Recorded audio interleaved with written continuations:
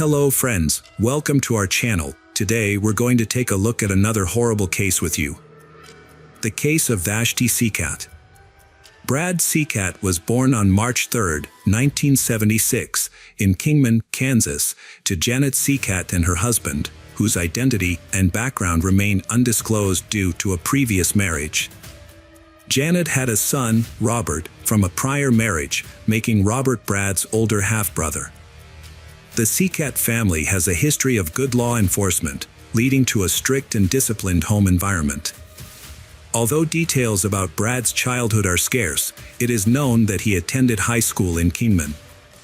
Brad was physically strong and athletic, which led him to participate in high school wrestling and bodybuilding. His efforts paid off as he excelled in inter-school tournaments, often taking first place and gaining recognition as a star wrestler and prominent figure in his school. At 16, Brad met Vashti Seacat at a major wrestling competition at the Kansas City Coliseum. Vashti was born on March 21, 1977, in Argonne, Seward County, to Julie Hosteler and Clinton Forrest. She was the third of 4 children, with an older brother, Rich, and sister, Catherine, and a younger sister, Tyler. Vashti was a social person with many friends, but she struggled with feelings of inadequacy. However, this didn't hold her back from becoming a cheerleader for her school's wrestling team. She enjoyed watching the team win and attended every match, including the one where she met Brad. Brad was immediately smitten with Vashti and asked her out. Impressed by his confidence, she accepted, and they felt an instant connection at their first meeting. From that moment on, they were inseparable. After high school, Vashti attended a university, while he followed in his family's footsteps by enrolling in the police academy. As a result, they spent less time together, which caused Brad was starting to exhibit controlling and possessive behavior. Over time, Brad's growing jealousy became unbearable for Vashti, and she eventually ended the relationship. Although the breakup was not dramatic or traumatic, it marked the end of their romance. After graduating from the police academy, Brad joined the sheriff's department in Sedgwick County, a short distance from Kingman. Despite his professional accomplishments, he couldn't shake off the feeling of emptiness. He still had strong feelings for Vashti, and his love for her lingered deep within him. Brad didn't abandon his dream of reuniting with Vashti, and as soon as the chance presented itself, he visited her. His words struck a chord with Vashti, who sensed his sincerity, possibly due to his devotion to faith or genuine affection. This led her to decide to return to him. Overjoyed by her decision, Brad hastily approached Vashti's family to express his true intentions and request her hand in marriage. The Seacat family was thrilled to hear the news, convinced that their marriage would be a successful one. The wedding took place in 2004, after which Brad and Vashti settled in a neighborhood in Kingman. As they began building their new life, they befriended Monty Weldon, a friendly neighbor who frequently invited them to backyard barbecues. Brad's unpleasant behavior causing problems due to his controlling personality. However, when Vashti became pregnant, their issues appeared to fade away. In 2006, they welcomed their first son, Brandon, and 2 years later, their second son, Bronson. Although Brad was a loving father, he sometimes had a rough way of interacting with the children, especially during playtime. He treated the children like adults and occasionally showed a more aggressive side. Brad's behavior was concerning. He once beat a prisoner by hitting his head against a concrete wall, causing a fractured skull and brain damage. The prisoner later died from his injuries. Brad was sued for using excessive force, but his boss, Sheriff Gary Steve, supported him, and the charges were eventually dropped. The prosecutor's office and the Kansas Bureau of Investigation dismissed the complaint, clearing Brad of any wrongdoing. Brad showed no remorse for his actions and even admitted to his colleagues that he liked to use violence, especially against individuals he considered bad people. On a separate occasion, Brad and another officer restrained a defendant who became unruly and resisted being removed from the courtroom for contempt of the judge. This incident earned them recognition, and the police chief awarded both officers bronze medals for their actions. On the other hand, Vashti wants to pursue her career despite her love for her children. She searched for a job and succeeded with her efforts. She became the new human resources director at Vito Communications Company. However, Brad seemed unhappy about her new role. He wants Vashti to focus only on family work and her children's education. As a result, he started complaining about Vashti spending too much time at the office. The number of arguments between Vashti and Brad increased significantly. Despite her best efforts to repair their marriage for the sake of their children, Vashti feels her efforts are in vain. She had a feeling that their situation would eventually end in disaster. To resolve the conflict, Vashti and Brad began attending sessions with social worker Connie Sodman. During her first sessions, Vashti expressed feelings of extreme loneliness and isolation, suggesting that couples therapy sessions might be their last hope to save their marriage. Every time Vashti mentioned the possibility of divorce, Brad became angry. For weeks, he repeatedly threatened to kill her if she left him, boasting that he could take her life without consequences because he was a police officer. He claimed he could make her murder look like a suicide, and even mentioned burning down their house to destroy the evidence. After the argument, Brad threatened her, saying that if Vashti pursued a divorce, he would prevent her from seeing their children, even taking them out of the country if necessary. At the same time, Brad left his police job and began working as a self-defense instructor at the Kansas Law Enforcement Training Center. Meanwhile, Vashti continued to attend therapy sessions and made positive changes in her life, such as exercising regularly and eating healthier. A few months later, Vashti's social life began to flourish.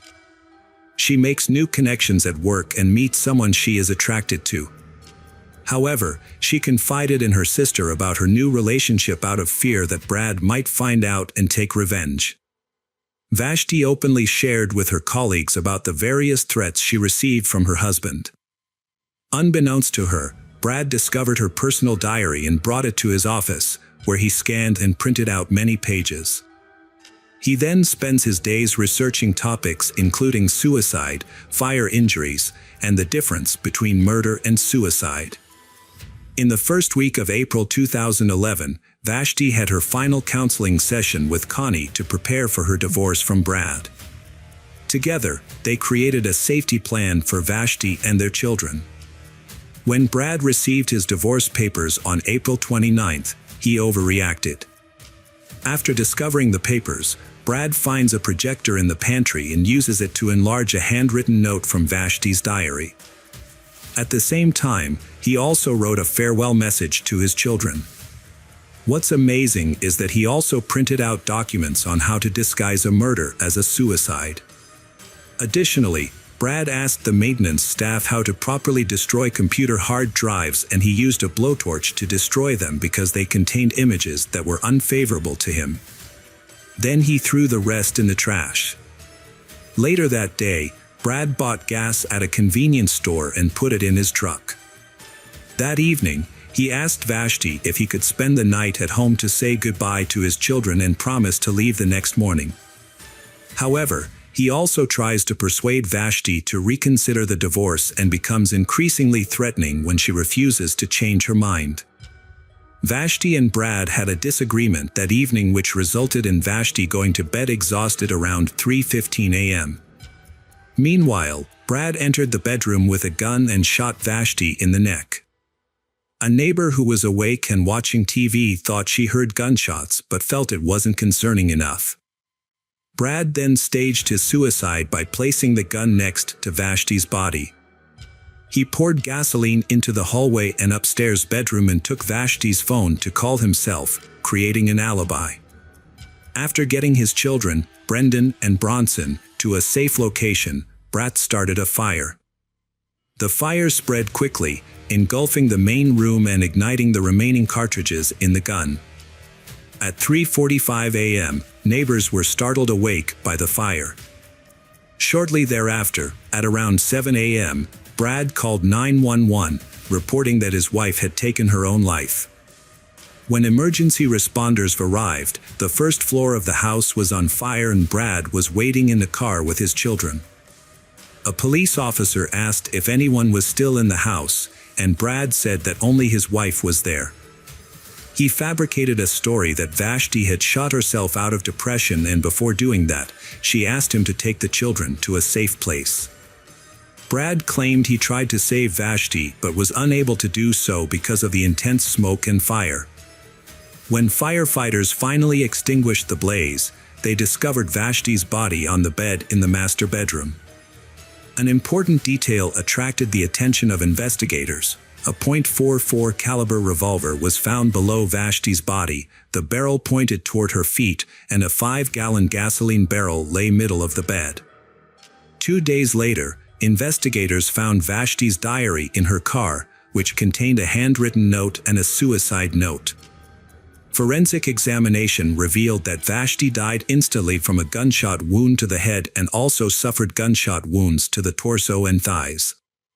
However, blood and lung tests showed no signs of smoke or carbon monoxide inhalation, which is typically present in the body of a person killed in a fire. The extent of the burns on Vashti's body made it impossible to determine whether her death was a murder or suicide. Police discovered some inconsistencies in Brad's story. It is worth noting that there was no dirt, blood, or wound on his body. Additionally, the position of the gun with the barrel pointing downward raises suspicions that this was not a suicide. Special Agent David Fetty of the Kansas Bureau of Investigation questioned how the gun came to be under the body. He pointed out that if Vashti shot herself while lying down, the gun would fall to the floor. If she sat up, the gun would still be on the right side of the bed. Furthermore, the trajectory of the bullet does not support the theory that Vashti shot himself behind the right ear. David decides to investigate further when some details don't seem to add up. Police found documents explaining how to make a murder look like a suicide. While analyzing Vashti's diary entry, they noticed her handwriting did not match her other entries. Forensic scientist Dennis McFarr concluded that the note had been tampered with. Witnesses also reported seeing Brad destroy a computer hard drive the day before. A neighbor who heard the fatal gunshot testified that the incident occurred at 3:15 a.m., 45 minutes before Brad called 911. This information confirms David's suspicions that something is wrong. Police arrested Brad on May 13, 2011 and charged him with first-degree premeditated murder and 2 other counts related to putting his sons, Brendan and Bronson, in danger. During interrogation, Brad claimed that Vashti felt insecure and depressed because of their troubled marriage and his threats to take the children away. Brad also claimed that after filing for divorce, Vashti was overcome with depression and remorse, so she set a fire and shot herself. However, the police did not believe his story. The trial began on June 10, 2013. Deputy Attorney General Amy Haley shared her account of the events with the jury, emphasizing that no one was more aware than the police of the devastation of fire and its destructive ability to erase evidence. Regarding the projector, the defendant claimed that he only used this device for practical training to guide students.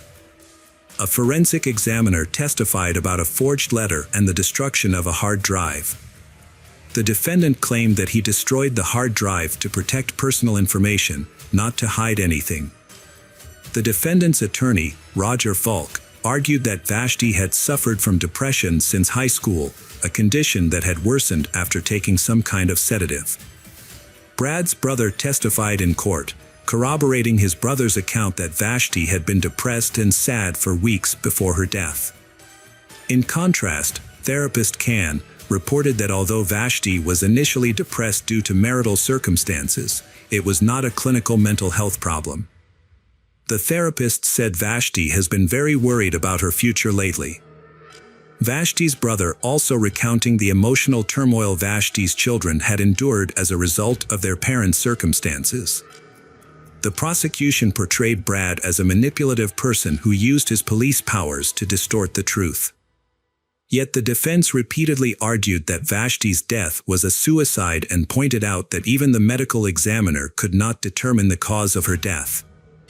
Brad testified in his own defense, describing himself as a loving husband and devoted father who was saddened by his wife's desire for a divorce. Kingman County Judge Larry Solomon was accused by Brad that the judge had an incentive to rule against him to win a nomination to the Kansas Supreme Court. However, the jury ultimately found Brad guilty of premeditated murder. Judge Solomon sentenced Brad to life in prison with the possibility of parole after 25 years and an additional 6 years for other crimes. Brad will not be eligible for parole until he has served more than 31 years. In handing down the sentence, the judge took into account Brad's not guilty plea, his dishonest attempt to avoid responsibility, and his lack of remorse. Hello friends, welcome to our channel. Today we're going to take a look at another horrible case with you, the case of Su Xingqi. Tam Xing Fai, a 43-years-old faculty member, was noticeably absent from work, sparking concern among his colleagues. On July 4th, a coworker named Ma tried to reach him on his mobile phone at 11 a.m., but there was no answer. Ma wasn't immediately worried, assuming Tam Xing Fai was busy taking care of his family's adopted dog, which had a skin disease and was scheduled to visit the vet. However, when Xing Fai failed to show up for a meeting at the university's finance department on July 5th, Ma's concern grew. He tried calling Xing Fai's mobile phone again, but there was still no answer. Unfortunately, Ma didn't have Xing Fai's landline phone number, so he couldn't try contacting him that way. By July 6th, Xing Fai had been absent from work for 2 days with no communication with his colleagues. One of his co-workers finally reported the situation to the finance department, which prompted Xing Fai's superiors to call his landline phone. Unfortunately, no one answered that call either. The police contacted the library where Helen Tong Yanyi, the 33-years-old wife of the missing man. Library staff reported that she was also absent from work without prior notice. They, originally from Zhongshan in Guangdong Province, China, had been married for 11 years and had 2 daughters, Hiu Man, 10, and Hiu Ing, 7 years old. Despite their difficult living conditions and financial struggles, the family was known to be kind, happy, and cheerful. They lived in an abandoned recycling station on Waju South Road, but Xing Fai often took his daughters on outings to have fun in town. Their children were well behaved, and the family seemed to be a happy one. Given their circumstances, it was possible that the family had decided to take a vacation together. However, something unexpected must have happened, preventing them from returning. Xing Fai's colleagues repeatedly tried to contact him by phone, hoping for a response. Eventually, someone answered, but to their surprise, it was a middle-aged man with an unfamiliar voice, not a member of the family. A man claiming to be Xing Fai's cousin called his workplace, stating that the family had taken a summer vacation to Guangdong Province in mainland China. He allegedly received Xing Fai's phone for safekeeping, but couldn't provide a return date for the family. However, the call only heightened suspicion among Xing Fai's co-workers. They found it out of character for Xing Fai to suddenly leave without notice, as he was a diligent and organized person. If he planned a vacation, he would have arranged it with his children's school in advance. Moreover, the family was responsible for 9 stray dogs, raising concerns about who would care for them. Xing Fai's family situation also raised questions. His father, a sailor, had gone missing, and his mother was living in a nursing home due to illness. Xing Fai regularly visited her every week, making it unlikely that he would abandon her to go on vacation. Eventually, the police were called. One of Xing Fai's colleagues accompanied them to his home, an abandoned recycling station in Pingqi village. During the trip, a suspicious person was spotted. A short man was seen from a distance near the Xing Fai family's fence before quickly disappearing. Initially, no attention was paid to this, and they continued on. Upon arrival, they found the gate to Xing Fai's home locked. The police investigated the property and interviewed the neighbors. The abandoned recycling station covered a large area of approximately 450 square meters, but most of it was empty space, about 350 square meters of flower beds. The construction area was only about 90 square meters, and the building was constructed illegally. The original owner had built several tin houses on the site, using it as a waste recycling facility. A stone house on the opposite side was used as a pig farm, with very few people living in the area. As a result, the police only had one neighbor to question, an elderly woman named Wang who lived alone across the street. Wang claimed to have known the family's schedule and reported that they usually tended to their garden in the afternoon. Su Wang had limited knowledge of the family's personal lives, mainly due to their remote location. She was aware that the family didn't receive many visitors, and the only relative she knew of was Xing Fai's cousin, Su Xingqi. Wang didn't have information about Su Xingqi's address or that of Xing Fai's uncle, who supposedly lived in a nearby stone house. When the police questioned Xing Fai's colleague, they learned that a cousin had answered Xing Fai's phone, leading the police to believe it was Su Xingqi. However, Wang clarified that she didn't know Su Xingqi's address. She did report hearing cries for help from the house on July 5th. In response, the police conducted door-to-door inquiries in Pingqi village and eventually tracked down a man matching Wang's description at a stone house on Waju Road. The man, 42 years old Zhu Shenqi, confirmed that he was Xing Fai's cousin and stated that he occasionally visited the family home to help with renovations and gardening.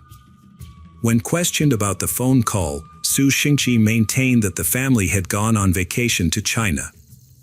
On July 5th, Xing Fai visited his mother at the nursing home and then returned home to inform Su Xingqi that he planned to travel to Danyuan, China for a few days. Due to the high roaming fees, Xing Fai asked Su Xingqi to hold on to his Hong Kong mobile phone until he returned. The person seen fleeing the scene by police and Xing Fai's colleague was actually Su Xingqi, who was leaving after feeding the family dogs. Su Xingqi's behavior and expressions were observed, and he appeared to be telling the truth. His story seemed consistent, and there were no obvious discrepancies. When asked if he had a key to the family home, Su Xingqi denied it. Despite finding Su Xingqi, the police continued their investigation. Going door to door in the village. A local resident reported a stranger borrowed money from a villager, leading to a heated argument. The villager threatened to seek compensation from Xing Fai's family, who were struggling financially due to his mother's hospitalization and existing debts. The villagers initially believed the stranger was not Su Xingqi, but they suspected the family might be hiding to escape their debts. However, when the police inquired about Su Xingqi, the villagers revealed that he had been dishonest. They confirmed that Su Xingqi regularly visited the Xing Fai's home to perform maintenance and repairs, and he was always able to enter the house on his own, even when no one else was present. This information led the police to conclude that Su Xingqi must have had a key or access to the home Xing Fai's. In fact, he did have a key, which Xing Fai had given to him, as witnessed by Wang. When the police asked Su Xingqi for the key, he initially denied owning one, claiming he used a spare key for renovations that he had returned. However, his demeanor had changed, and he was avoiding key details. When the police threatened to search his home, Su Xingqi became agitated and suddenly remembered another house key that he had not returned. He retrieved the key from his dresser and handed it over to the police. Although Su Xingqi's behavior was suspicious, there was no direct evidence linking him to the family's disappearance. As a result, the police placed him under surveillance while continuing their investigation. During their investigation, police used a spare key to enter the home, where they found a scene of disarray and evidence of a ransacking. Fresh blood stains on the walls suggested that a violent incident had occurred on the property. The presence of a sink full of dirty dishes in the kitchen raised suspicions about the family's claim to have traveled to China, as it seemed unlikely they would have left their home in such a state before departing. A search of the master bedroom turned up the family's identification cards in a dresser, which prompted the lead investigator to contact the border crossing office. The office reported that the family had not left Hong Kong. Further investigation of the house uncovered a blood-stained shirt in a side room and a blood-stained plastic water pipe in the corner. Police then deployed sniffer dogs to search for additional evidence and potentially locate the missing family members. The dogs detected a scent and discovered blood stains under recently disturbed soil 9 meters away. Furthermore, despite it being summer vacation, their children, Hiu Man and Hiu Ain, were enrolled in summer school, indicating that the family would not have been on vacation. It became clear that the family had been victims of a crime, so a special team was set up to investigate. Due to the late hour, the police cordoned off the scene, restricted access to Pingqi village. Su Xingqi was confined to home. He was the prime suspect in the case. Su Xingqi promptly confessed. According to Su Xingqi's statement, he was from Huanpu in Guangdong province and typically resided with his sister, wife, and 2 sons, aged 15 and 16, who suffered from memory issues. Su Xingqi previously earned a living selling motorcycles in Junction City. However, following Guangdong's ban on motorcycles in 2006, sales plummeted. Financial struggles led him to reach out to his cousin, Xing Fai, in Hong Kong, seeking employment opportunities. Xing Fai helped Su Xingqi secure a construction job that provided a daily salary of 500 Hong Kong dollars, including accommodation and meals. After working for half a month, Su Xingqi became dissatisfied with his salary, which was reduced to 220 Hong Kong dollars due to company deductions. He impulsively quit his job and returned to China. However, in 2007, a typhoon damaged his home, and he needed money for repairs. Su Xingqi asked Xing Fai to help him find work in Hong Kong again. When Xing Fai couldn't find him a job, he proposed an alternative arrangement. Xing Fai would pay Su Xingqi from his own salary to help with household chores and repairs at his home. Su Xingqi accepted this offer and began traveling to Hong Kong every other month to work on Xing Fai's home and garden. Su Xingqi claims that he and Tong Yanyi, Xing Fai's wife, began a clandestine romantic relationship. However, Xing Fai discovered their relationship on July 3rd. On July 5th, Su Xingqi accompanied Xing Fai to a nursing home to visit his mother. Su Xingqi snuck out of the nursing home to return home and continue his affair with Yanyi. Unexpectedly, Xing Fai returned home early and, in a fit of rage, physically confronted Su Xingqi.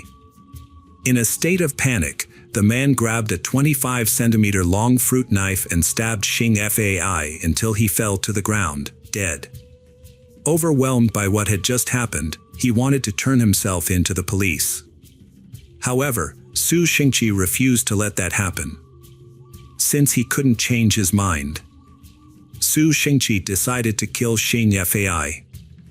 Su Xingqi found some wires in the corner of the room, charged at him, knocked him to the ground, and tied his hands behind his back. Su Xingqi then covered Xing Fai's mouth and nose with tape and put a plastic bag over his head. Before this, their 2 children were in their bedroom watching cartoons. They heard the commotion and their parents warning to run away, but instead, they ran towards their parents and saw their father dead and Su Xingqi in the process of killing their mother. The children ran back to their room, crying, and locked the door. Since the parent was already tied up, Su Xingqi left to pursue the children. Su Xingqi picked up a pair of pliers, opened the door, and used more wires to restrain the children. He tied their hands behind their backs, covered their mouths and noses with tape, and put plastic bags over their heads. The children, Hiu Ying and Hiu Man, also suffocated shortly after. After killing the whole family, Su Xingqi was at a loss of what to do next. He turned to his home to think it over. He thought that hiding them in a ditch or body of water would be too easy to find, and that dismembering them would be too exhausting and time-consuming. So he settled on burying them on their own property. On July 6th, he returned to the home to try and clean up as many blood stains as he could find. He then got to work on digging the hole. He dug a hole deep and wide enough to hold the family of 4 and quickly placed their bodies inside of it. He also disposed of the murder weapons in the pit before filling it back in. The police believed Su Xingqi's story, despite being skeptical about his motive, and took him to the location where he claimed the crime had taken place. He pointed out the spot where the sharp knife, water pipe, iron pliers, and other tools used in the crime were hidden. On July 7th, the police called in the fire department to assist in unearthing the remains. The firefighters arrived with excavation tools and gas masks, as the bodies were buried near a septic tank. However, they quickly encountered a problem when they hit a layer of cement while digging. It turned out that Su Xingqi had failed to mention in his confession that he had filled the pit with cement before covering it up. The firefighters were unable to break through the cement with their tools, and the police had to call in a private engineering company for assistance. The engineers arrived with high-grade tools and began drilling through the concrete slab. However, when they reached a point where they saw human hair, they became uneasy and refused to continue digging, not wanting to encounter a dead body. It took the police 13 hours to persuade them to resume the excavation. After excavating the pit, authorities found it to be 2.5 meters wide and 6 feet deep. The bodies of the 4 family members were discovered at the bottom, all barefoot and wearing only t-shirts and shorts. Xing Fai's body was at the very bottom. His hands and feet were bound with electric wire, and he had multiple stab wounds to his abdomen, back, and neck, with his clothes stained red with blood. The other family members were similarly bound with electric wire. Yanyi's mouth and nose were covered with tape, her hands and feet were bound, and her face was distorted. 2 family members, Hiu Man and Hiu Ying, showed no obvious signs of trauma, leading police to suspect they may have been buried alive. Su Xingqi was formally arrested and interrogated. During the interrogation, he altered his confession. He admitted that he lied about the affair.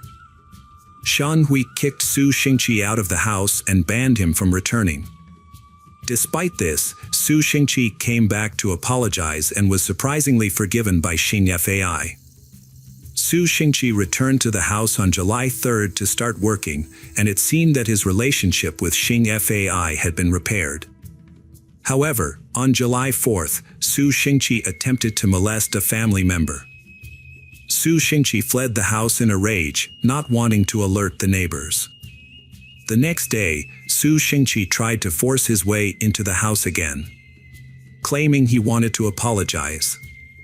However, Xing Fai had anticipated this and returned home early. They got into an argument, which escalated into Su Xingqi stabbing Xing Fai. Su Xingqi's later confession matched his initial one, but with the additional detail of filling a makeshift grave with cement. However, after the bodies were taken away for autopsy, it was discovered that Su Xingqi's account of the events was inaccurate. The autopsy revealed that Xing Fai's murder was more brutal than initially described. Xing Fai had sustained 9 stab wounds to the head and neck, nearly 80 stab wounds to the body, and 10 stab wounds to the hands and feet. Contrary to Su Xingqi's claim, Xing Fai was strangled, not suffocated with a plastic bag. Hiu Ying's cause of death was the only accurate part of Su Xingqi's account. Forensic analysis of the home found that the cutlery and dishes did not have the family's DNA on them, but they did have Su Xingqi's DNA. This suggested that Xing Fai was not killed in the kitchen, but rather elsewhere in the house. The investigation also revealed that the murder was premeditated, as the cement used to bury the bodies had been purchased by Su Xingqi prior to the murder. Furthermore, the weapon used was not a kitchen knife from the family, but rather one belonging to Su Xingqi. Additional investigations by the police found that the family's bank cards had been used at an ATM after the time of death, but no money could be withdrawn due to repeated failed PIN number guesses. The cash and bank cards belonging to the family were also missing. Su Xingqi's motive for the crime was robbery, and it was premeditated. Whenever the police pointed out inconsistencies in his story, he would suddenly come up with a new explanation. According to Su Xingqi, his family's ancestral home in China needed urgent repairs, and his 2 children required 100,000 in cash to cover their school fees. He was not well liked in his local community, so he knew it would be difficult to borrow money from his neighbors. He turned to Xing Fai for help because his business trips to Hong Kong had not generated enough income. Su Xingqi suspected that Su Xingqi was wealthier than he seemed and that he is very stingy. The reason for his low salary during his time working for Xing Fai was that they were exploiting him for low-cost labor. On July 3rd, Su Xingqi traveled to Hong Kong without informing anyone and waited until July 5th, when they had a day off from work. When Xing Fai returned home and found Su Xingqi there, he asked if he needed to cook something, and they men went to the kitchen together. Su Xingqi asked to borrow 1 million Hong Kong dollars, but Xing Fai rejected the request. He explained that he had to use the money for his mother's medical treatment and his daughter's education. However, Su Xingqi didn't believe him and accused Xing Fai of only using him for cost labor. Xing Fai became angry and ordered Su Xingqi to leave. As Xing Fai turned his back, with a concealed knife on, Xingqi attacked him from behind, covering his mouth and stabbing him. Su Xingqi then restrained in Hiu Ying and Hiu Man and began searching the house for cash and bank cards. He demanded to know the password for the bank cards, and Xing Fai intentionally gave him a fake password. Su Xingqi didn't realize this at the time. Su Xingqi claimed that he had killed others by covering their mouths and noses with tape and putting a plastic bag over their head. However, when he went to the nearest ATM to withdraw cash, he discovered that the PIN number he had been given didn't work, and realized that Xing Fai had lied to him. Upon returning home, Su Xingqi discovered that everyone had suffocated to death in his absence. He found the food he and the others had been preparing and decided to eat it next to the 4 corpses while contemplating how to dispose of the bodies. After stealing $6,000 in Hong Kong dollars from Xing Fai's body, Su Xingqi buried the corpses and tools in a small pit, then went to sleep at Xing Fai home. The next morning, Su Xingqi realized that the smell from the bodies might lead to their discovery, so he bought cement and returned to the home. He dug up the pit, poured in the cement, and refilled the hole. Su Xingqi then stayed at the home to answer any calls to Xing Fai's cell phone or house phone, telling callers that he was taking care of things while the Xing Fai family is on vacation. However, Su Xingqi did not expect his ruse to be uncovered so quickly. Even later, he continued to lie about many details, including when he bought the cement and the cause of Yan Yi's death. At this stage, the police didn't think they needed to continue obtaining an accurate confession. In their opinion, they had collected enough evidence to proceed. The trial took place at the Hong Kong High Court on October 28, 2010. Su Xingqi initially pleaded not guilty and altered his previous statement. He claimed that his original story about the affair was true and that Xing Fai was killed in self-defense, while Hiu Man and Hiu Ying were killed accidentally. The defendant stated that he had falsely confessed to extortion and murder brutality, which included physical abuse and suffocation. On November 23, the jury delivered a unanimous guilty verdict for the murders of Xing Fai and Yan Yi. However, the defendant was acquitted of murdering He Wing. Despite this, the defendant received a life sentence for the 3 counts of murder and 1 count of manslaughter. The presiding judge criticized the defendant, describing him as lacking a conscience and being unrepentant. The judge also accused the defendant of fabricating the self-defense story and affair to tarnish the victims' reputations. After Xing Fai's family death, who lived in Hong Kong, surprisingly defended him. They accused Xing Fai of being a hypocrite and the real villain. According to them, Xing Fai was exploiting Su Xingqi for cheap labor and taking his money. However, the neighbors and residents of Ping Chi village were outraged by these claims, forcing Su Xingqi's family to move back to China to avoid the backlash. The crime was considered one of the most shocking in Hong Kong's history. The community showed an outpouring of support for the family Xing Fai's, with many visiting their home to offer condolences. Netizens also raised more than enough money to cover the funeral expenses. Additionally, the family's 9 stray dogs were adopted by another family. Every year on July 5, the adoptive family would take the dogs for a walk in Ping Chi village, near the home of their former owners.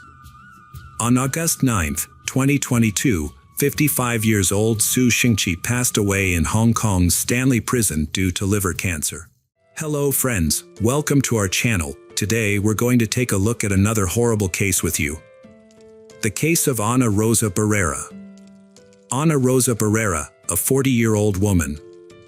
She lived in a commune in the Santa Maria department, near Córdoba City, in the province of Córdoba, Argentina.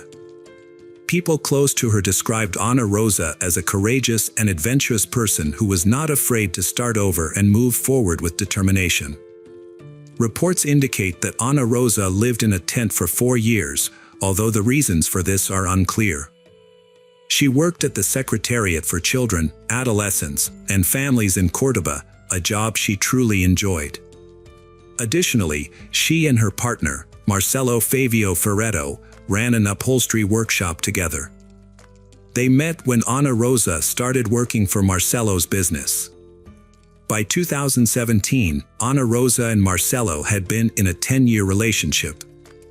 They shared a common interest in Reiki, a practice that involves using the palms to promote physical, mental, and spiritual well-being.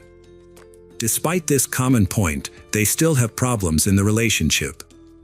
Ana Rosa and Marcelo each have 4 children from previous relationships. As for Ana Rosa's family, her parents, brothers, and sisters reside in Córdoba. About Marcelo, he was a wallpaper maker with a workshop near their home. People close to they described Marcelo as a jealous and controlling person, which annoyed Ana Rosa. On Sunday, May 28, they visited relatives in Villa Lend, but the trip was marred by a heated argument sparked by Marcelo checking Ana Rosa's phone. The argument continued at their home, with neighbors hearing them shout and insult each other until the early hours of Monday morning. Later that day, Marcelo reported Ana Rosa missing to the police, although the exact timing of the report is disputed in media accounts. Most reports agree that Marcelo filed the report at the 18th police station on Tuesday, May 30th. According to Marcelo, claimed to have woken up at 6 a.m. on Monday to find Ana Rosa already gone, which he thought was unusual since she typically got up early to feed their dogs before leaving the house. He repeated this account to both the police and the media. Marcelo said he last saw Ana Rosa on Sunday night and then Monday night before going to bed. According to some sources, Marcelo realized something was wrong when Ana Rosa's colleagues called him, wondering about her absence. They knew she would never miss work without a good reason. Marcelo recounted the events leading up to her disappearance, saying that on Monday, he came across Ana Rosa's white Chevrolet while running an errand at the local pharmacy. Not long after, police discovered an abandoned car on Rainier Avenue outside a beauty salon in the Santa Isabel neighborhood. The location is about halfway between their home and Ana Rosa's workplace. Inside the car were her belongings and keys, but her cell phone was nowhere to be found. According to Marcelo, he tried to contact her, their friends, and their children also left messages, but no one received a response. The last message Ana Rosa sent via WhatsApp was at 10:40 p.m. Sunday, May 28. Ana Rosa's relatives all said that the circumstances surrounding Ana Rosa's disappearance are unclear. Marcelo has maintained regular contact with police since filing the report and has also attempted to locate Ana Rosa through social media and news outlets. In an interview with reporters, Marcelo shared Ana Rosa's plans on the day she went missing, which included an early morning swim at a gym and a scheduled appointment with a doctor. Marcelo emphasized that his primary concern is Ana Rosa's safe return home.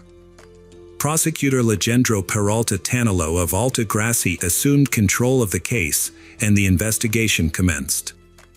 Multiple theories were initially proposed, including the possibility of Ana Rosa being a victim of kidnapping, robbery, or revenge. The option of her leaving voluntarily was also considered. As part of the investigation, Marcelo testified for over 14 hours on Wednesday, May 31st. However, his statements became increasingly inconsistent, raising suspicions among investigators. Marcelo's claims raised suspicions among detectives due to inconsistencies and shifting demeanor. Initially, he was confident and gave frequent interviews, but later emphasized his innocence, providing unsolicited details and justifying himself by discussing his relationship with Ana Rosa. As time passed, Ana Rosa's loved ones became increasingly desperate due to the lack of progress in the search. Meanwhile, the investigative authorities persisted in their efforts to solve the case. The prosecutor leading the investigation was convinced that Marcelo was withholding information and urged the investigators to scrutinize him more thoroughly. On Friday, June 2nd, during another meeting with police officers, Marcelo's demeanor shifted. He became more composed. However, when detectives showed him data from cell phone towers that contradicted his alibi, Marcelo became dismayed and ultimately revealed the truth. He admitted to killing Ana Rosa, running her over, and then dismembering her body to get rid of the evidence. After confessing to the brutal crime, Marcelo revealed the location of the dismembered body of Ana Rosa. Following the Marcelo confession, the police, aided by a K9 unit, found Ana Rosa's remains at approximately 2:30 p.m. in a hole dug by Marcelo on a dirt road in the countryside, near a factory. The location was familiar to Marcelo, as he frequently visited the area for work-related purposes. It became clear that Marcelo's previous statements were false, except for his mention of a quarrel that occurred early Monday morning. According to the reconstructed events, Marcelo and Ana Rosa had been arguing the entire weekend before she went missing. Marcelo's intense jealousy sparked the violence. In the heat of an argument, Marcelo used a sledgehammer to hit Ana Rosa multiple times until she died. He then tried to put her body in the car but failed. Instead, he used a knife to dismember her body. He placed Ana Rosa's remains in the car and began moving to her burial site.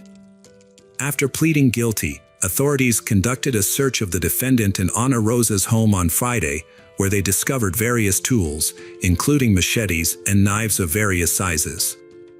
Marcelo was then arrested and facing charges of capital murder, a crime that could carry a sentence of life in prison. Prosecutor Peralta Atima explained that the defendant's statement, in which he took responsibility for the crime, was not considered a formal confession. Instead, the record shows that he admitted to the crime during an interview as a witness. A formal statement will be made in the coming days, once sufficient evidence is gathered to support the charges. This evidence will include the final autopsy report, forensic analysis of vehicles and items found during searches, and the results of luminal tests. Marcelo's lawyer, José Luis Saca, stated that the police statement had no legal weight and could not as evidence. Furthermore, the defense announced that the defendant would not testify. Over the weekend, investigations continued, and on June 5, the preliminary autopsy report was released. The report concluded that Ana Rosa's cause of death was severe head trauma. On June 9, it was discovered that luminol tests had been conducted at the home where Ana Rosa and Marcelo lived. The tests showed a large amount of blood had been cleaned up. The medical examiners also discovered new details during the autopsy, including knife cuts on the victim's extremities. A cut, 18 centimeters long and 7 centimeters deep, was found on the victim's neck, reaching the cervical region. Based on these findings, the prosecutor's office charged Marcelo with double aggravated murder.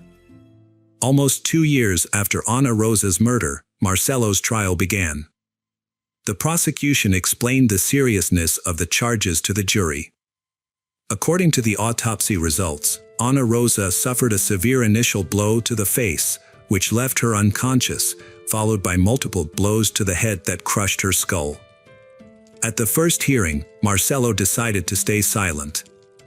The court then heard testimony from witnesses. Deborah Territorios, Ana Rosa's daughter, testified that after her mother met Marcelo, she became increasingly distant from her children and other family members.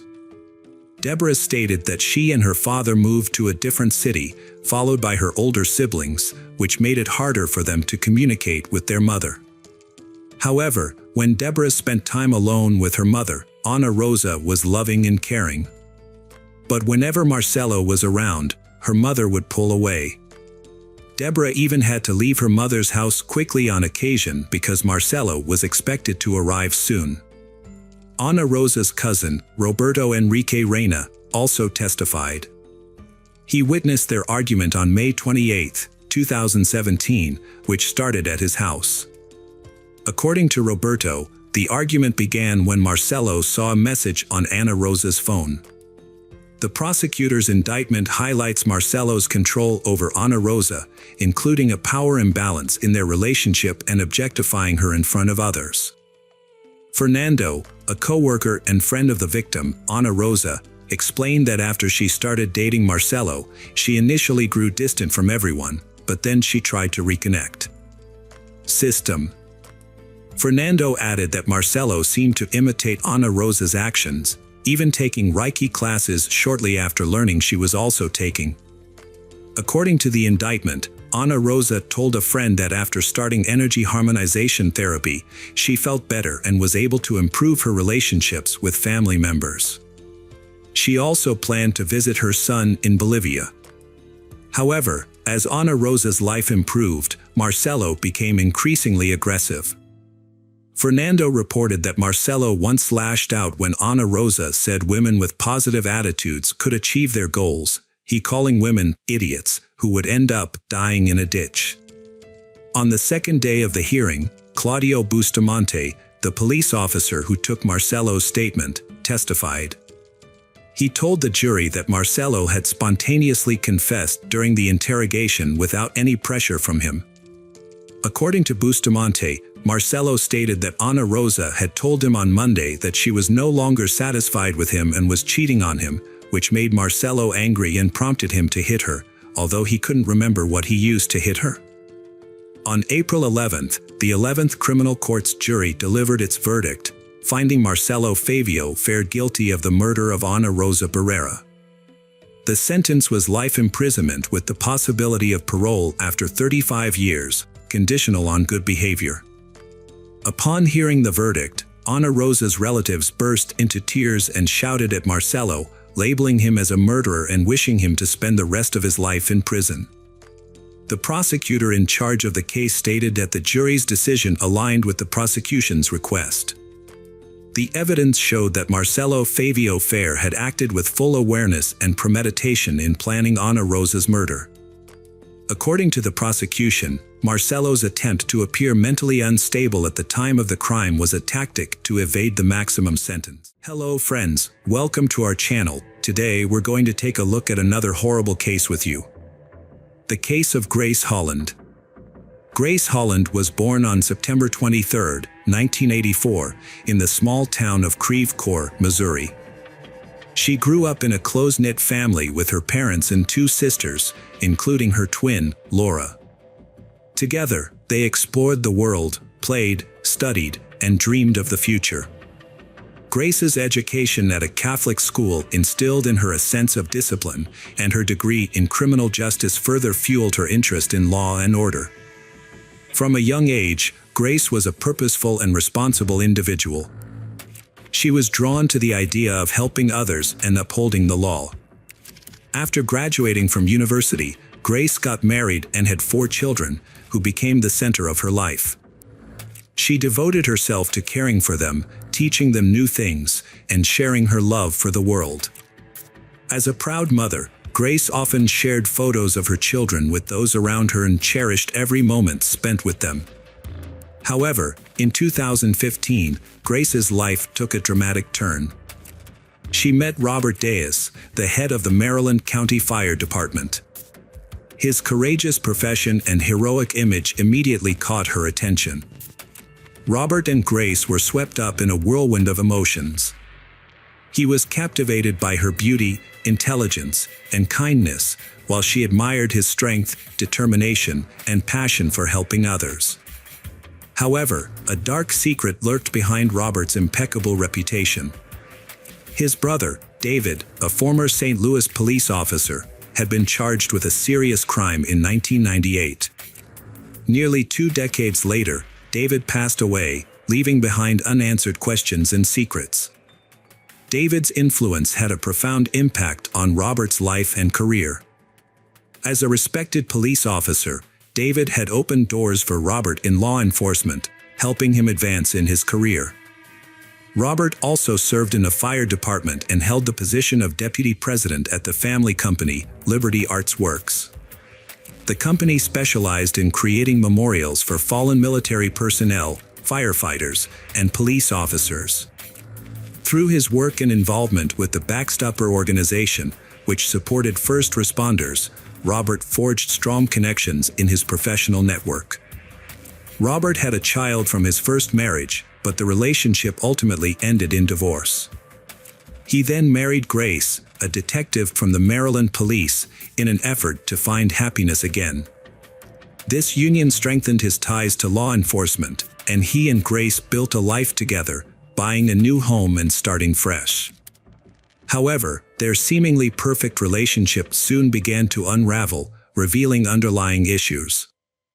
Robert's past continued to haunt him. His brother had been accused of a crime, tarnishing Robert's reputation and casting doubt on his integrity. Furthermore, cracks began to appear in his relationship with Grace. Despite their outward success, their relationship was marked by turmoil, with periods of calm punctuated by intense arguments. According to Laura, Grace's twin sister, Robert exerted significant control over Grace's life, dictating her spending habits, social interactions, and even her relationships. Laura revealed that Grace's best friend ended their relationship after a dinner with Robert, but the reason for the breakup was unclear. This development only increased Grace's feelings of isolation from her loved ones. Grace claimed that Robert forced her to quit her job and join the family business, although there was no official record of her employment. The family alleged that Robert simply instructed the company to pay her without documenting it. During this challenging time, Grace discovered she was pregnant with Robert's child. However, instead of bringing them closer together, the pregnancy increased the tension in their relationship. Their text messages, presented at the trial, revealed their conflicting desires.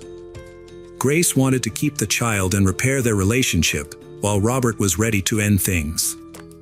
Court documents provided by the Holland family were shocking. Robert offered to pay Grace $1,600 to have an abortion, wanting to get rid of the child. However, an unexpected event occurred in the summer of 2020 in Missouri, the tragic death of 35-year-old Grace Holland. The suspicious circumstances surrounding Grace's death have left her family and the people of St. Louis determined to investigate further. As the government remained silent, distrust of the official story grew. Grace's mother faces accusations, which only strengthens the family's resolve to uncover the truth. The investigation started slowly at first, but after a lawsuit was filed and evidence was found, the case gained momentum, crossing state lines and captivating the entire country. Public opinion demands a fair verdict. On October 29, 2021, Laura Holland, Grace's sister, posted a heartbreaking letter on the police department's Facebook page. In it, she revealed that Grace had been living in fear of her husband Robert's aggressive behavior and had sought help from the Maryland Fire Department on June 24, 2020. Grace had secretly recorded one of their arguments, which later became evidence of their abusive relationship. On the recording, Robert can be heard insulting Grace, saying he didn't want to be with her. Robert was furious with Grace, accusing her of being lazy while he worked hard. In an attempt to calm him down, Grace confessed her love for him, but this only made Robert angrier. He eventually left her, leaving Grace alone with feelings of bitter loneliness and deep emotional pain. However, the situation seemed to have taken a turn for the better by July 21. At around 10 p.m., Robert and Grace took a photo together, lying on their bed in their new home. Both of them were smiling, and it seemed like they were trying to put their argument behind them. But this moment of peace was short-lived. 2 days later, on July 23, 2020, at 11:53 p.m., Robert called the emergency services, sobbing uncontrollably as he reported that his fiancée had shot herself. Paramedics rushed into the house to find Grace lifeless on the floor. The cause of her death was determined to be a gunshot wound to the head, resulting in instant death.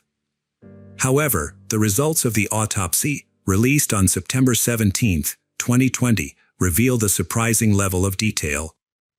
According to the report, the bullet that killed Grace was fired from a gun she was holding in her right hand. The bullet pierced her left temple, deviated from the center line to the right, and lodged in the occipital lobe of her skull. The unusual trajectory of the bullet raised questions among experts about the official story. The Holland family stated that the detective spoke briefly with Robert at the crime scene. Robert reportedly told the police that Grace was struggling with depression following a recent miscarriage, their second. He claimed that he was in the living room when Grace emerged from the bedroom to hug him, but soon returned to the bedroom. He said he heard a shot and found Grace in the bedroom with a gun and blood under her head. The detective submitted a report to the medical examiner at 7:25 a.m. However, the Holland family disputed this, claiming that Robert visited the police station with his lawyer on the same day. Robert gave a written statement that contradicted the report.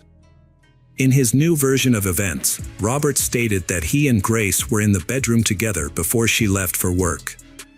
According to Robert, Grace returned to hug him, brought her face close to his, said goodbye, and then a shot occurred.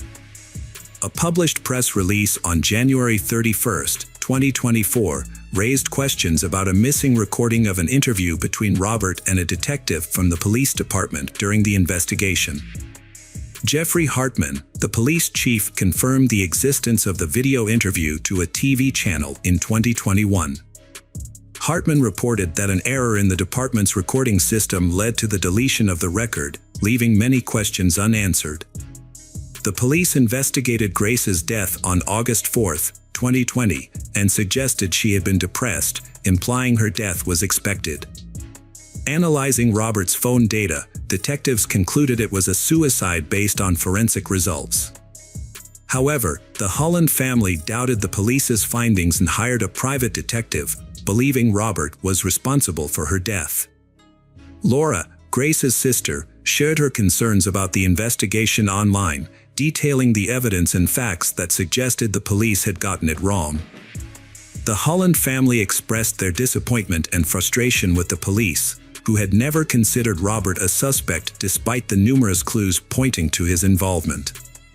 The family also criticized the investigators for not conducting thorough tests, such as checking Robert's and Grace's hands for gunpowder residue and examining Robert's clothes for evidence. Furthermore, the police department had lost several crucial videos that could have shed light on Robert's role in the incident. The Holland family expressed concerns about potential police bias against Robert, citing his unusual behavior after Grace's death. Robert showed no concern for Grace's well-being. The family also pointed out that Robert knew some people involved in the investigation, which they believed may have influenced the case. The family claimed that obvious signs of domestic violence were ignored. After their requests for a more thorough investigation were met with no response, the Hollands took their case to court in 2023. They filed a lawsuit against Robert, accusing him of physical abuse and suggesting that he was either directly responsible for Grace's death. Robert's lawyer maintained his client's innocence, acknowledging some facts but denying any involvement in Grace's death. He suggested that the family's emotional distress may have led them to misinterpret events and wrongly accuse Robert.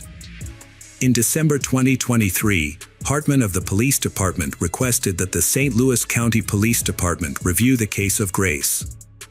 The county police department agreed to review the case and began examining the details in January 2024. During this time, police officers visited the home of Robert to provide medical assistance to his new girlfriend, Dr. Sarah Sweeney.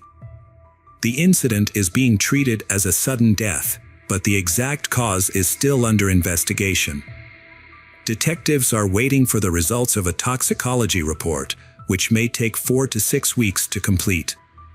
Dr. Sweeney had previously spoken about her struggles with serious illnesses, including bone disease and allergies, for which she was hospitalized in 2021.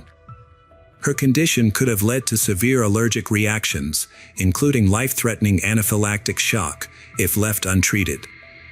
However, her family reported that she always carried an adrenaline shot to manage her allergies and kept her condition under control. They are choosing to wait for the official autopsy results before drawing any conclusions. Robert remains a suspect in the eyes of the law, despite not being charged in connection with the deaths of Holland and Sweeney. The outcome of the Sweeney autopsy may significantly impact the investigation into Grace Holland's death.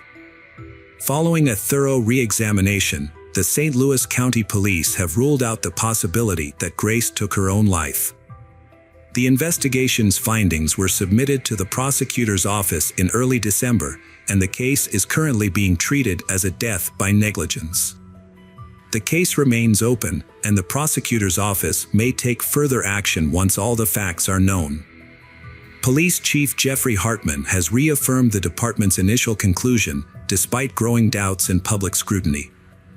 Meanwhile, the families of Holland and Sweeney continue to push for the release of autopsy and toxicology results, seeking clarity on whether Grace Holland's death was a tragic accident or if there are underlying circumstances that have yet to be uncovered. Friends, welcome to our channel. Today we're going to take a look at another horrible case with you. The case of Jenna Oakley. Jenna Oakley was born on March 2, 2001, in Indiana. She lived with her mother and 2-year-old brother in a troubled home. Due to her mother's neglect and inability to provide a stable life, Jenna often found herself left alone from a young age. The situation worsened over time, leading to intervention from Child Protective Services in April 2016.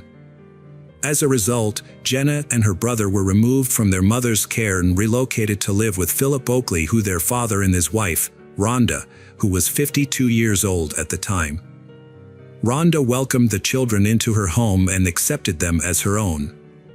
Philip later revealed that Rhonda had been eager to be a good mother to her stepchildren from the start. She welcomed them into her home with open arms and worked to create a safe and comfortable environment for them. Jenna was a difficult child to manage. Despite her academic success, which earned her praise from her teachers, she struggled to follow the rules in her new home. Her behavior became an even greater concern when her parents discovered her relationship with a 20-year-old man named Kenneth, whom she had met at the age of 10 while living with her mother in Indiana. Kenneth was a mysterious figure who seemed to be both a supportive influence and a hindrance in Jenna's life. To better understand the events that unfolded, it's essential to delve into Rhonda's story and explore the complexities of her personality, as well as the significant impact she had on Jenna's life. Rhonda Oakley was born on March 5, 1964, in Casey County, Kentucky, to parents Howard Lee Raines and Mabel Walls Raines. She graduated from Casey County High School in 1982 and went on to work for 30 years in a prominent company that specialized in marketing, packaging, and printing services. Rhonda was a kind, loving, and cheerful person who was highly respected by her friends, who admired her warmth and kindness towards others.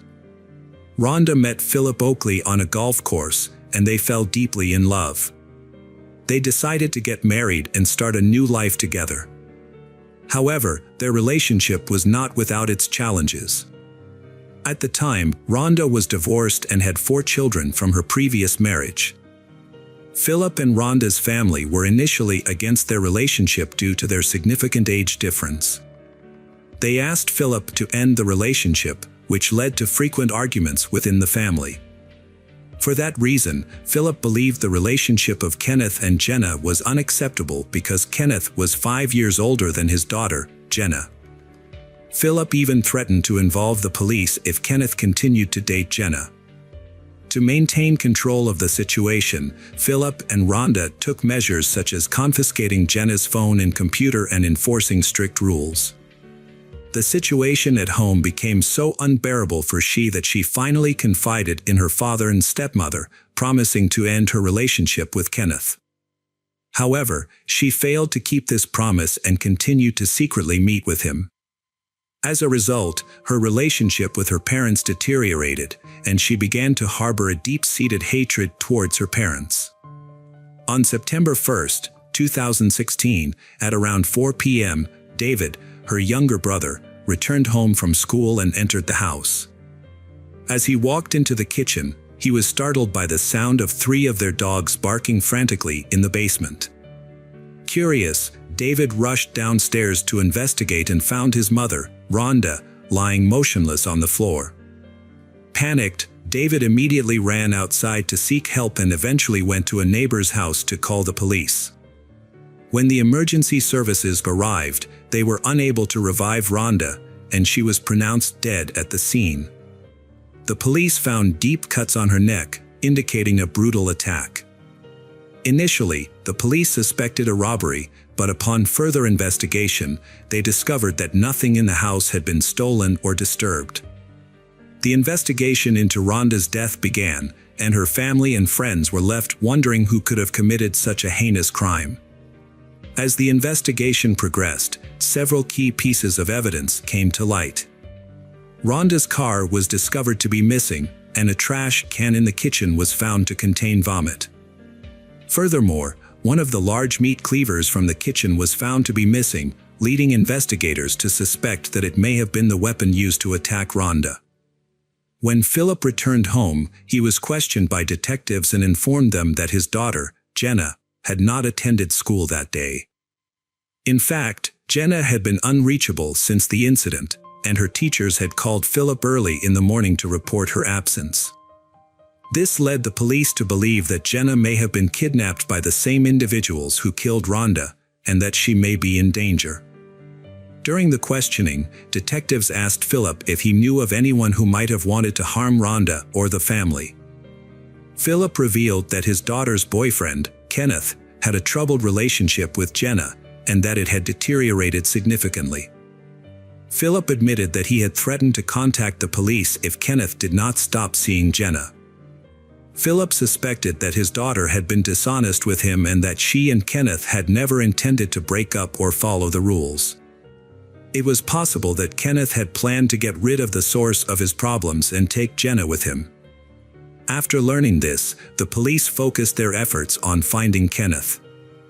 They discovered that on August 31st, the day before the incident, Kenneth had flown from Indiana to Lexington, Kentucky, at 3 a.m. From there, he took a taxi to Oakley's house.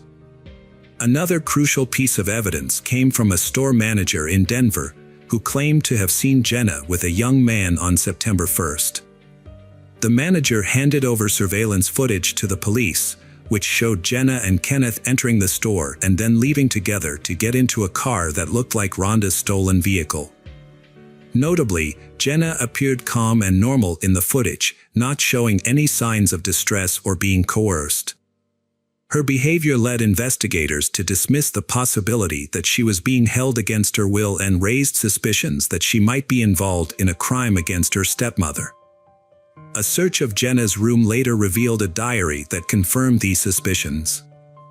The diary exposed a deep-seated hatred that her family seemed to be unaware of. Jenna wrote about her ongoing feelings for Kenneth, with whom she had maintained contact despite promising to stay away. Interspersed with these entries were expressions of resentment towards her family members, which grew increasingly disturbing over time.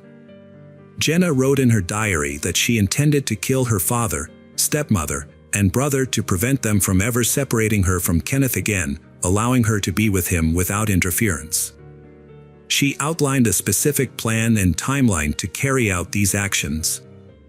When her father, Philip, read her words, he was overcome with shock and fainted. He struggled to comprehend that his daughter would not only conceive of such a heinous act, but also possessed the determination to make it a reality. Jenna had a plan to kill her family members. First, she intended to kill her father between 4 o'clock and 5 a.m. by luring him to the basement and stabbing him in the neck. Her next target was Rhonda, whom she planned to kill in her bedroom between 6 o'clock and 8 a.m. using the same knife. After that, she planned to kill her brother David in his room. The police discovered Jenna's diary at the start of their investigation, which became the primary evidence against her. Meanwhile, Philip gave the police Kenneth's phone number, allowing them to track and apprehend Kenneth and his girlfriend. On September 4th, 3 days after the crime, investigators located the fugitives in Tucumcari, New Mexico. The police informed local authorities about the case, who quickly located Rhonda's stolen car near a hotel where Kenneth and Jenna were staying. They were arrested and transported separately to a New Mexico detention center, awaiting extradition.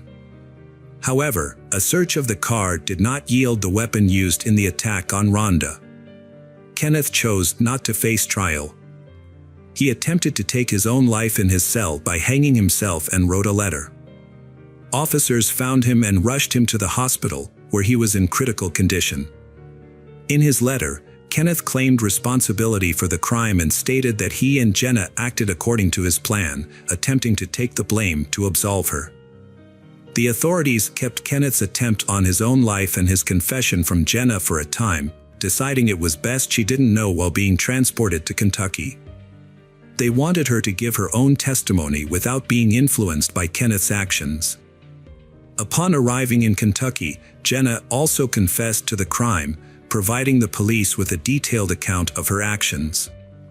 According to Jenna, on the day before the crime, Kenneth visited her at her house. They met early in the morning, which is why Jenna didn't attend school that day. They spent the entire day together. Rhonda arrived home around 3 p.m. and encountered Kenneth in the basement. This encounter sparked an argument between Rhonda and Jenna, which eventually turned violent. The violence escalated to the point where Jenna attempted to strangle Rhonda by grabbing her neck. Kenneth then intervened, taking over from Jenna. He grasped Rhonda's throat with such force that she soon lost consciousness and fell to the floor. Once Rhonda was unconscious, Jenna took a kitchen knife and inflicted fatal wounds on her neck, leading to her death. Witnessing the scene caused Kenneth to become ill, and he vomited into a trash can. When questioned by the police about the knife used in the crime, Jenna stated that she and Kenneth had disposed of it during their escape. They had wrapped the knife in a bag and thrown it away at a fast food restaurant. Jenna provided this testimony while Kenneth was still in serious condition at the hospital. He was charged with first-degree murder but was unable to stand trial due to his self-inflicted injuries. After 6 weeks on life support, he passed away. In October 2019, Jenna was formally charged with her stepmother's death. The charges alleged she either caused the death or collaborated with someone else. She also faced a theft charge. Jenna was held without bail at a juvenile detention center. Her father, Philip, stated he didn't care that she was his daughter and felt she didn't deserve his protection after the incident. He hoped Jenna would receive the punishment she deserved. Jenna wasn't informed of Kenneth's death until a court hearing, where she fainted upon learning the news. After regaining consciousness, she screamed, cried, and struggled to calm down. In January 2019, Jenna pleaded guilty to first-degree manslaughter and expressed regret for her actions in court the following month. She expressed remorse for the pain, anger, and disappointment she caused. Upon learning of the plea deal, Philip expressed disappointment, stating that the system failed to prevent the crime against his wife. He claimed there were warning signs that Jenna was in trouble, but no one took action. Philip added that people often advise going to the police immediately, which he and his wife did, yet they still found themselves in a terrible situation. At the sentencing hearing in March, Susan Hooper, a mitigation specialist for the defense, explained that the defendant suffered from abuse, violence, neglect, and lack of basic human rights throughout her life. The lawyer questioned what could have driven a 15-year-old with no history of violence to commit such a crime. The lawyer noted that Jenna had no prior record, was respected by teachers and peers, and it was unclear what led her to take such a desperate step. It was also noted that none of Jenna's family attended the hearing. Philip declined to participate, and Jenna's mother never appeared in court to learn her daughter's fate.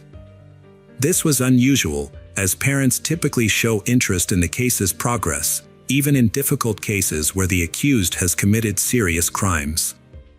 The lawyer, Susan, gathered extensive evidence and records showing that Jenna was abandoned by her mother, Christ, who neglected her well-being.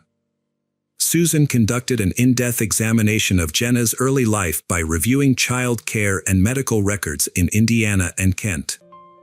She also interviewed various individuals who knew Jenna, including neighbors, family friends, caregivers, teachers, school counselors, and her older half-sister. The sister's testimony was particularly relevant, as she had lived with Jenna for several years.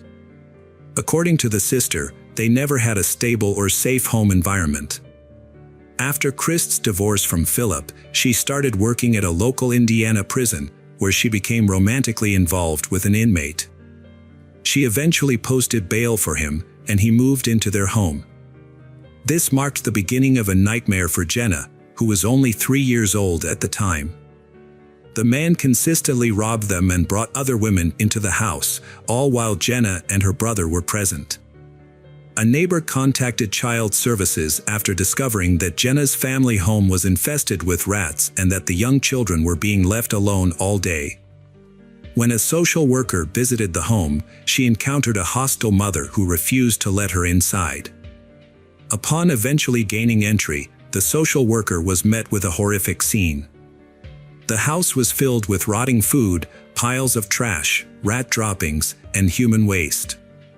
The kitchen was overrun with unwashed dishes, covered in mold and infested with rodents and insects, including a large number of cockroaches and fleas. The children were living in deplorable conditions, with no regard for their safety. They had unrestricted access to medications and other hazardous substances, further endangering their well-being. Despite efforts to improve their situation, relocating Jenna and her younger brother to live with their father in Kentucky did not alleviate their problems. Susan stated that Philip and Rhonda neglected them, forcing Jenna to sleep in an unclean basement. However, the lawyer countered that Jenna had simply moved from one unstable home to another. Prosecutor Richie Borms presented evidence during the hearing, demonstrating that Philip made every effort to provide for the children's needs and create a good home. Despite the defense attorney's claims, Borms argued that if abuse or neglect had occurred, child care services would have been notified by Jenna's neighbors, friends, or teachers. Furthermore, the prosecutor inquired if the defense attorney was aware of Jenna's relationship with Kenneth and the fact that her parents disapproved of they. The defense attorney stated that Kenneth was the only person who genuinely cared for the accused, Jenna. According to the defense, Jenna's past experiences had left her with unmet emotional needs. She was searching for someone to provide her with the love and care she had always lacked, and having lost that person, she was now devastated. Defense attorney Anthony Lee Taylor presented scientific documents to justify Jenna's behavior. The articles explained how the child abuse Jenna suffered at a young age had negatively impacted her psychological development. Anthony told the court that his conversations with Jenna led him to believe that she lacked parental love and that her strained relationship with her mother contributed to her inappropriate relationship with Kenneth. Jenna supported this statement by reading a letter in which she expressed her deep regret and apologized to her family for her actions. She acknowledged the pain she had caused Rhonda's family and friends and claimed that she had since become a completely different person, distinct from the Jenna who committed the crime. When Philip stepped up to the podium, the atmosphere in the hall became tense. He and his daughter were visibly anxious about the impending conversation. Philip approached Jenna, looked her straight in the eye, and asked what had driven her to commit such a serious offense. He reminded her that as her father, he had always treated her with respect, and that Rhonda had never spoken ill of her or caused her harm. Philip explained that when they took Jenna in, it was to give her a better life, and that Rhonda had cared for her like her own daughter. However, Philip acknowledged that Jenna had been a challenging teenager, and that he and Rhonda had discussed sending her to a specialized institution to help her get back on track. Philip also shared his concerns about Jenna's relationship with Kenneth, describing him as a predator who had taken advantage of his underage daughter. Philip revealed that when he discovered Jenna and Kenneth were still in contact despite being forbidden from doing so, he reported Kenneth to the police and warned him to stay away from Jenna, threatening legal action if necessary. Philip turned to his daughter, visibly shaken. He condemned her crime as unforgivable, citing Rhonda's exceptional character as a wonderful woman and mother, unmatched by anyone. He emphasized how Jenna's actions had devastated not only Rhonda but also others. Philip then questioned why Jenna planned to harm him and her brother, arguing that she was not a victim, but rather someone influenced by circumstance. Despite this, he concluded by reaffirming his love for her, saying that regardless of her actions, she would always be his daughter. Jenna, overwhelmed, burst into tears, shouting at her father that she never felt part of the family and had never experienced his love. Following this outburst, the judge called for a recess to deliberate the verdict. On March 27, 2019, the verdict was announced. Jenna Oakley was sentenced to 15 years in prison, with 10 years for first-degree murder and 5 years for car theft. She would be eligible for parole in 2034. This case served as a reminder that justice, though sometimes delayed, ultimately prevails, and those who commit heinous crimes will face their due punishment. Hello friends, welcome to our channel. Today we're going to take a look at another horrible case with you. The case of Milleke van Doorn. Milleke grew up in a typical family with her parents and 2 sisters in Zaanstad, a city in North Holland, Netherlands. Milleke was a well-behaved child who stayed out of trouble and was friendly to everyone. Having just graduated from high school with a good reputation, she was looking forward to a bright future. However, her life took a dramatic turn one summer evening. That summer night changed everything for Milleke, and her story became a national sensation. On the evening of Sunday, June 7, 1992, Milleke attended a birthday party for a friend, which was held in an apartment in a local building. The building looked almost the same back then as it does today, except for the taller trees that surround it. Milleke left her birthday celebration early to catch the last bus home, but when she arrived at the bus stop, she realized she had missed it by 30 minutes. Unbeknownst to her, the bus schedule had been adjusted due to the Pentecost holiday. She had another option to get home than taking the train from the station located half a mile away on the same street. However, she never come home. The next morning, the pastor of St. Joseph's Church, which is near the train station, made a disturbing discovery while on his morning walk. He found a body floating in a pond adjacent to the church and immediately called the police at 8:54 a.m. Within minutes, detectives arrived at the scene, and the tragic news was soon delivered to the Van Doorn family, leaving them in a state of shock and grief. Milica's body was pulled from the water, bearing signs of a violent crime. Injuries on her neck, face, and body, including multiple stab wounds, were evident. She was also found partially undressed. In an attempt to conceal the crime, the perpetrator had covered the body with reeds, but this effort failed, leading to its discovery. The news of Milica's tragic death was devastating for her family, who had envisioned a bright future for her. The autopsy provided some information about the crime. The presence of semen and pubic hair in Milica's body suggested a sexual assault. The fact that there was no water in Milica's lungs indicated that she did not drown in the pond. Instead, she had likely been killed elsewhere, and her body was later hidden in the water in an attempt to disguise the crime.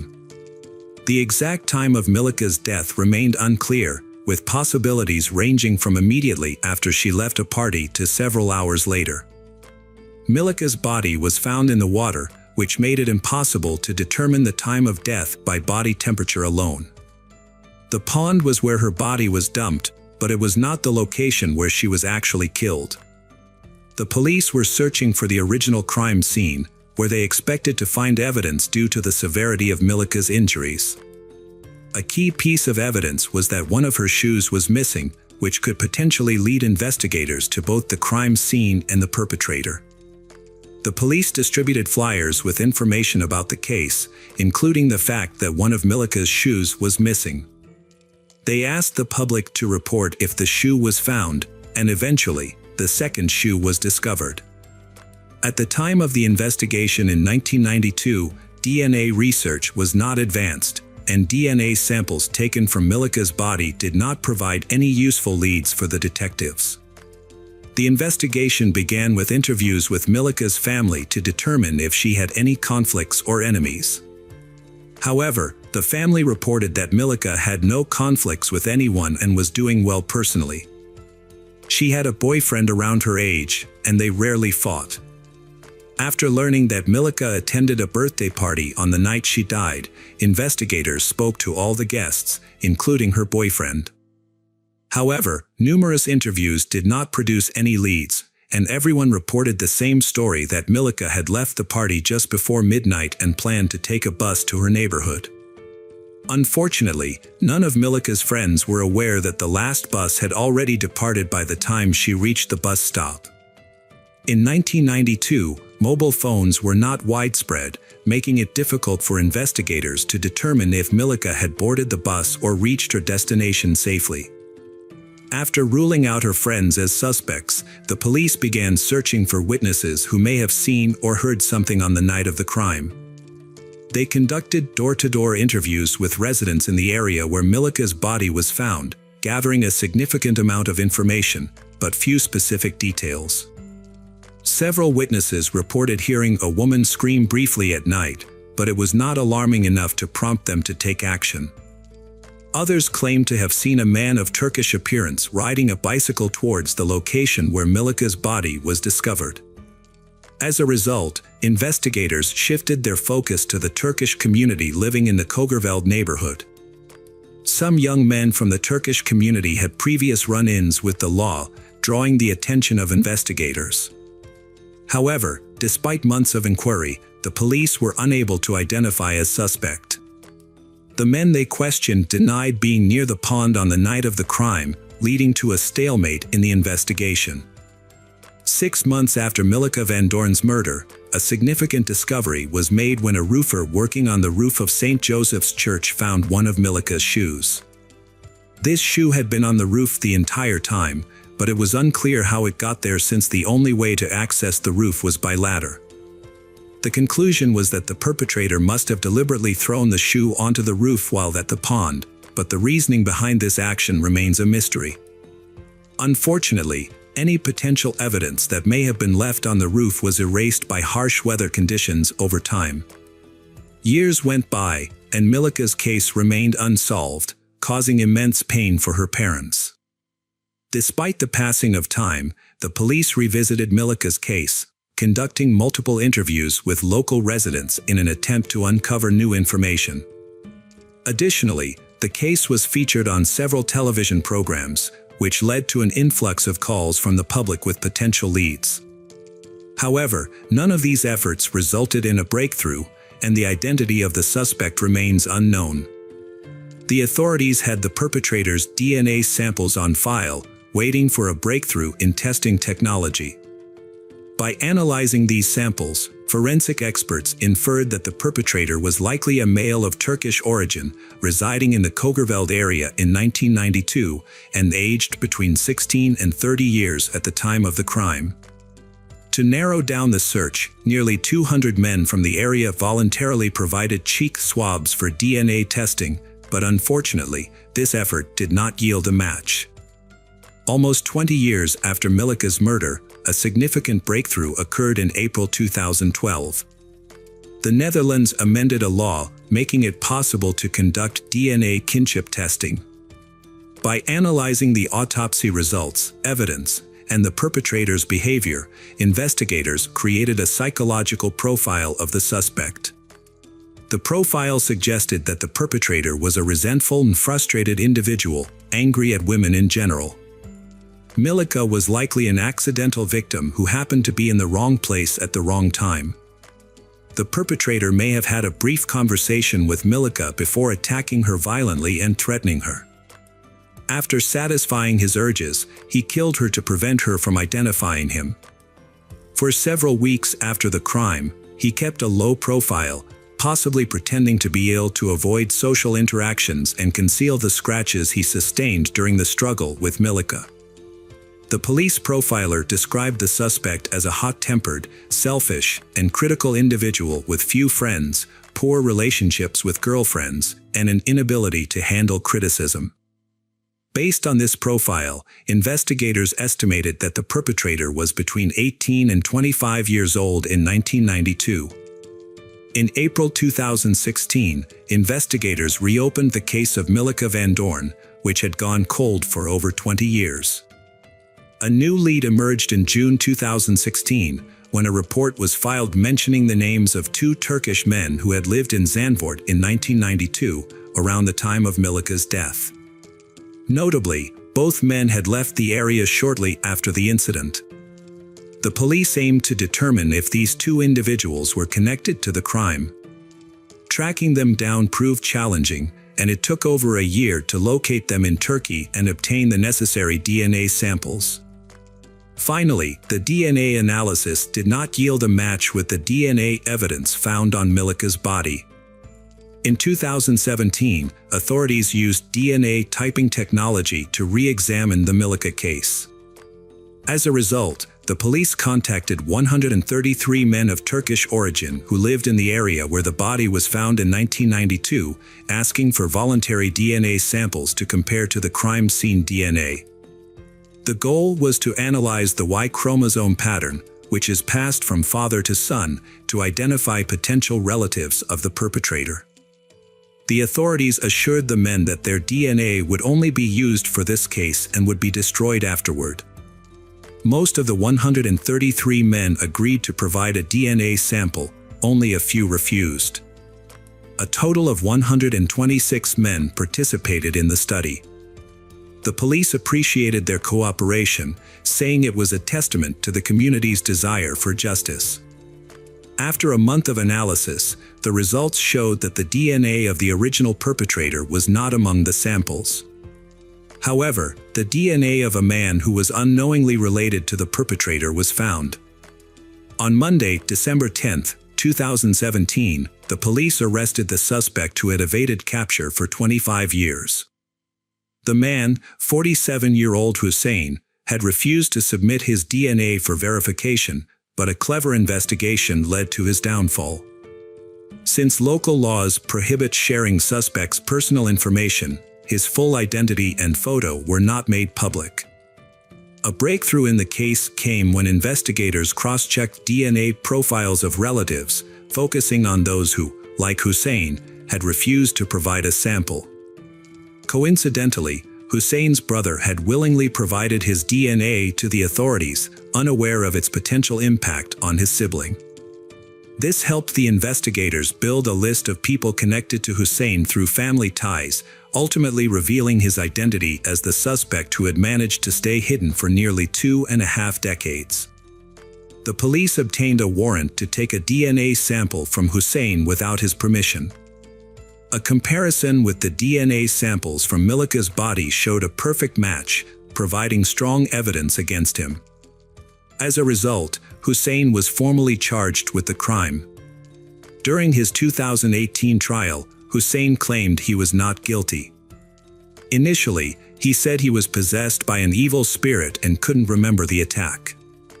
Later, he changed his story, saying he had a secret relationship with Milika, which is why his DNA was found on her body. He claimed he had to keep the relationship a secret because he had recently gotten married. However, the judge didn't believe Hussein's new claim for 2 reasons. Firstly, he only made this statement a year after his arrest, and secondly, no one could confirm that Milika and Hussein even knew each other, let alone had an intimate relationship. Milika's family testified during the trial. Milika's sister spoke directly to the suspect, saying that he had kept silent for years, hadn't cooperated with the police when they asked for a DNA test, and had continued living freely in the neighborhood. She accused him of going on to start a family and have had 4 daughters and called him a monster who had ruined Milika's life. She expressed her disgust that there were men like him who used and exploited women, treated them like trash, and then simply moved on with their lives. The other sister expressed her disappointment and frustration that Hussein had not taken responsibility for his actions or shown remorse. Instead, he had made a surprising claim of a secret relationship with the victim and complained about his own family struggles. She pointed out that Hussein's family could visit him in prison if they wished, but she could only visit her sister's grave. She hoped for justice, believing that her sister deserved it after meeting a terrible end. It was a deeply emotional day for Milika Van Doorn's family. When her father was given the opportunity to speak, he was filled with anger and said that Hussein's silence for 25 years was cowardly. He found Hussein's treatment of Milika to be extremely disturbing and was shocked by the news of her death. On December 11, 2018, Hussein was found guilty of Milika's murder based on DNA evidence. The court determined that the murder was committed to cover up another crime, a sex crime. Hussein was sentenced to 20 years in prison and ordered to pay €10,000 in compensation to Milika's family. Notably, Hussein refused to be present in the courtroom during the sentencing and instead remained in a cell outside. In February 2019, Hussein appealed his 20-year prison sentence and it was reduced to 19 years and 7 months. But finally, he did not get to serve the full reduced term. Hussein was found dead on June 13, 2022. According to his lawyer, he died shortly after exercising despite receiving emergency medical treatment. The attempts to revive him were unsuccessful.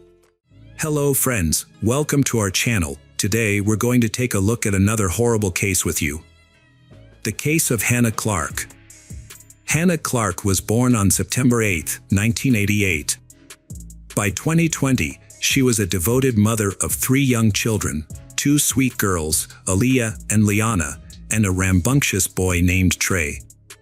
Hannah's loved ones remember her as a kind and gentle soul with a bright smile that could light up anyone's heart. She was a selfless and caring mother who gave her all to her children. Hannah's family life was marked by her relationship with her ex-husband, Rowan Baxter, a rugby player for the New Zealand Warriors team. Despite their significant age difference, they formed a strong bond, which deepened over time. Sue Clark, Hannah's mother, struggled to accept Rowan, but Hannah refused to listen to her concerns. People close to Rowan shared negative opinions about him. Sue, Hannah's mother, had a nagging feeling that something was off about Rowan. She perceived him as arrogant and self-centered, which made her uneasy. She was also concerned about the significant age gap between Rowan and Hannah. When they first met, Hannah was a recent graduate, while Rowan was 31 years old. Additionally, Rowan's past relationships were a worry for Sue, particularly since he was still in the process of divorcing his previous wife and was living with her at the time. When Hannah introduced Rowan to her parents, they questioned him about his ex-wife. Rowan explained that he was staying with her due to their son.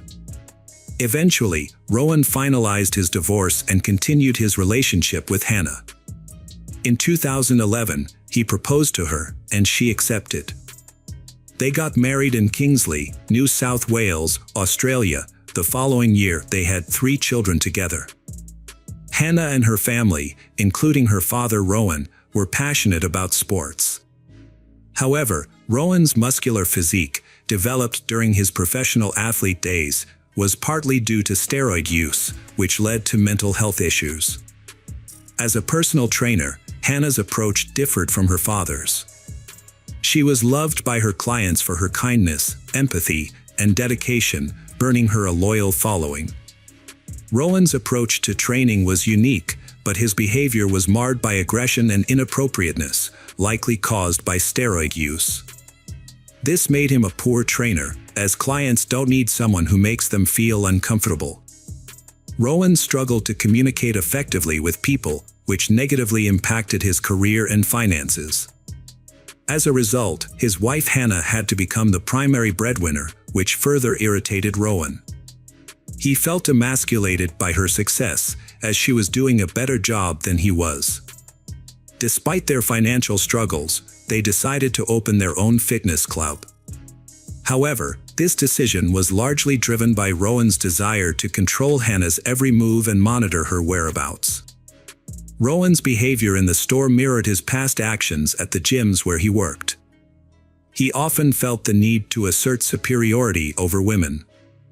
During a private training session with Sue's mother, he showed his cruel side, acting inappropriately instead of showing respect. He dropped Sue, causing her to hit her head and bleed, and laughed at her clumsiness, showing no sympathy. Despite this alarming behavior, Hannah's parents tried to accept him for their daughter's sake. Rowan's control over Hannah was all-encompassing, and he isolated her from her family and friends. He dictated who she could see and when, and even forbade the children from visiting their grandmother and Hannah from communicating with her brother, whom he disliked. As a result, Hannah felt trapped and enslaved, confined to the walls of her own home. Rowan's behavior towards Hannah was also emotionally and physically abusive. He would demand intimacy from her, and if she refused, he would become enraged, taking out his anger on her and the children. After forcing himself on her, he would then apologize insincerely, attributing his behavior to a burst of passion. Hannah's life was slowly under the constant control and cruelty of her husband, Rowan. Their marriage, once filled with love and passion, had degenerated into a nightmare of fear and submission. Rowan's tyrannical behavior had created a toxic environment, where Hannah lived in constant terror of his wrath. Rowan's cruelty was not limited to Hannah, he also targeted their children. While some playful exchanges between parents and children are normal, Rowan frequently crossed the line, intentionally hurting and belittling them. When the children cried, he would mock them, showing no empathy or respect for their feelings. For example, a conflict between Rowan and his daughter Aaliyah turned disastrous when Rowan used excessive force, causing Aaliyah to hit her head. The injury was severe enough to require hospitalization and stitches. Instead of taking responsibility and apologizing, Rowan blamed Aaliyah for the incident.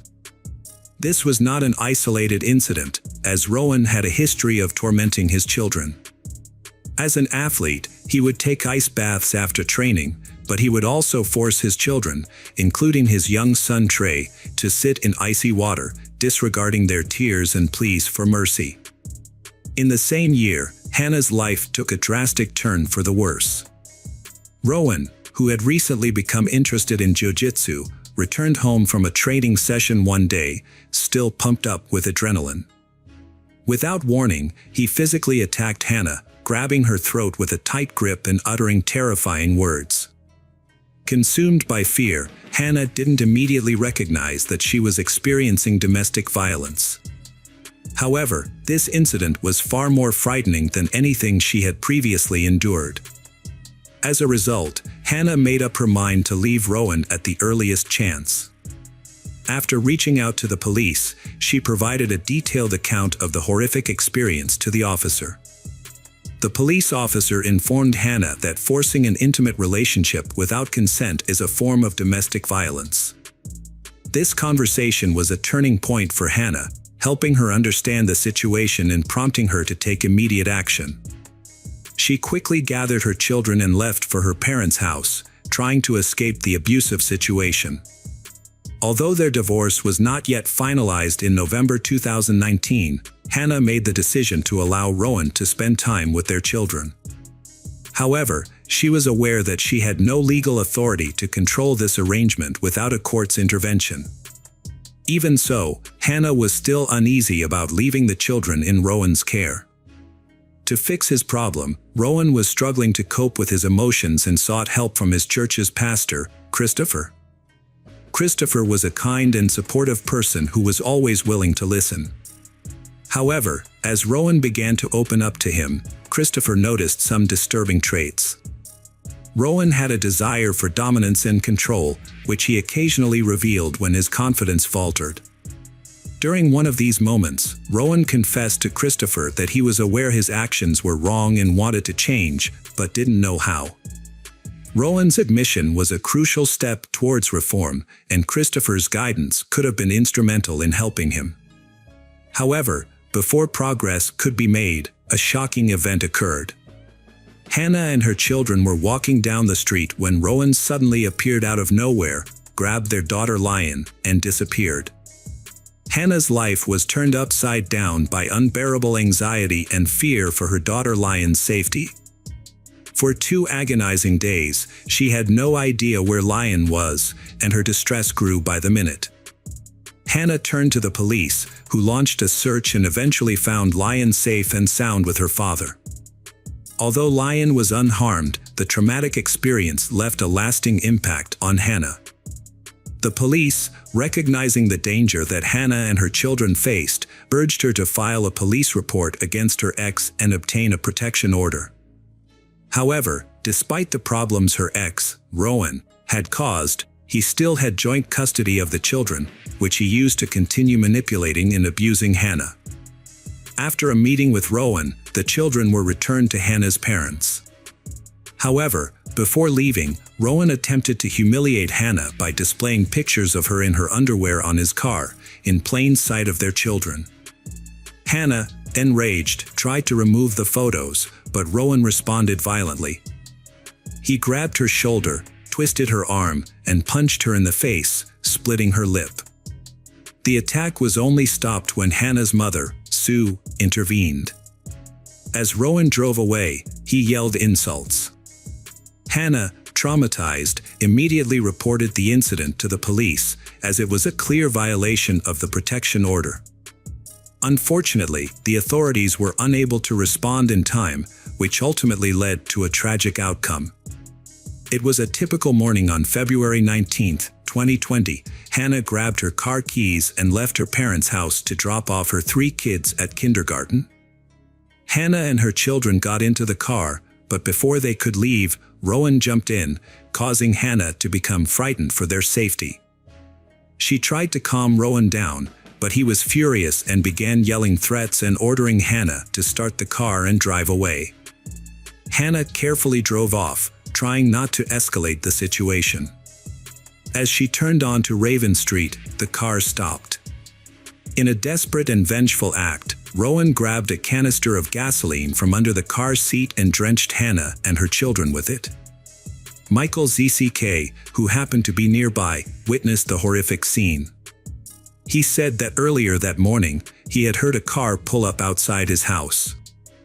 Hannah, frantic and pleading for help, screamed that Rowan was trying to kill her and pouring gasoline all over them. As Hannah begged for mercy, Rowan refused to let her go, his face twisted in a rage. Michael rushed to the car and was met with Rowan's emotionless face, holding a lighter in his hand. In the next moment, the car erupted in flames. The explosion was followed by blood-curdling screams, a deafening ringing, and then an eerie silence. Luckily, Hannah had narrowly escaped the inferno, but was left with severe burns and bleeding. Frantically, she pleaded for assistance, not for her own suffering, but for her children who remained trapped in the blazing car. A car happened to drive by, and a doctor who was not on duty stopped to offer assistance. Seeing Hannah's distress, the doctor rushed to her side. Meanwhile, Michael intervened quickly, grabbing a hose from his house to try and extinguish the flames. However, the fire was too intense, and it engulfed the entire car, leaving no hope of rescuing the children. The doctor and Michael yelled at Hannah to take cover and get away from the fire, but she was too consumed by grief to hear them. With growing desperation, Michael rushed to the car to rescue the children, but the intense flames and scorching heat thwarted his efforts. Hannah lay on the road, her body badly burned, repeatedly begging for someone to save her children.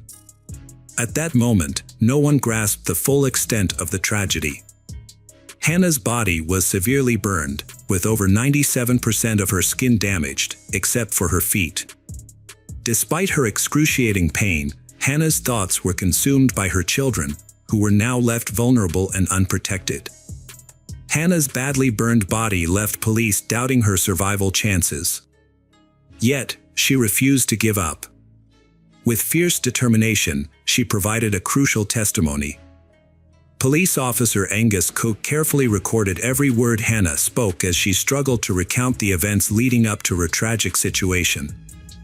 With great difficulty, Hannah managed to name her ex-husband, Rowan Baxter, as the person responsible for her ordeal and provided a detailed account of what had happened. As Hannah's voice grew weaker and her body frail, Officer Angus remained by her side, offering words of encouragement and praise for her bravery. He reassured her that she had already done enough and that everything would be okay. Hannah was on the brink of death, yet she didn't fully grasp the horror unfolding around her. When questioned about whether Rowan had threatened her earlier, she replied that he hadn't. As doctors approached to alleviate her suffering, she lost the ability to speak. Meanwhile, Rowan Baxter's behavior was erratic. Despite suffering severe burns covering 80% of his body, he managed to exit the car unassisted. Rowan sat on the road, staring at the burning vehicle. After a brief moment, he inexplicably climbed back into the car, which was engulfed in flames. A witness, putting their own life at risk, attempted to extinguish the fire at the back of the car. It was then that Rowan retrieved a knife from the vehicle and began to chase people away, preventing them from putting out the flames. The children, trapped in the burning car, had little chance of survival. Nevertheless, bystanders refused to give up their efforts to save them. Rowan refused to let anyone approach the car, claimed them to a horrific death. In a final, selfish act, he stabbed himself with the knife. Despite her own life-threatening injuries, her primary concern was for the health of her children and her desire to reveal the truth.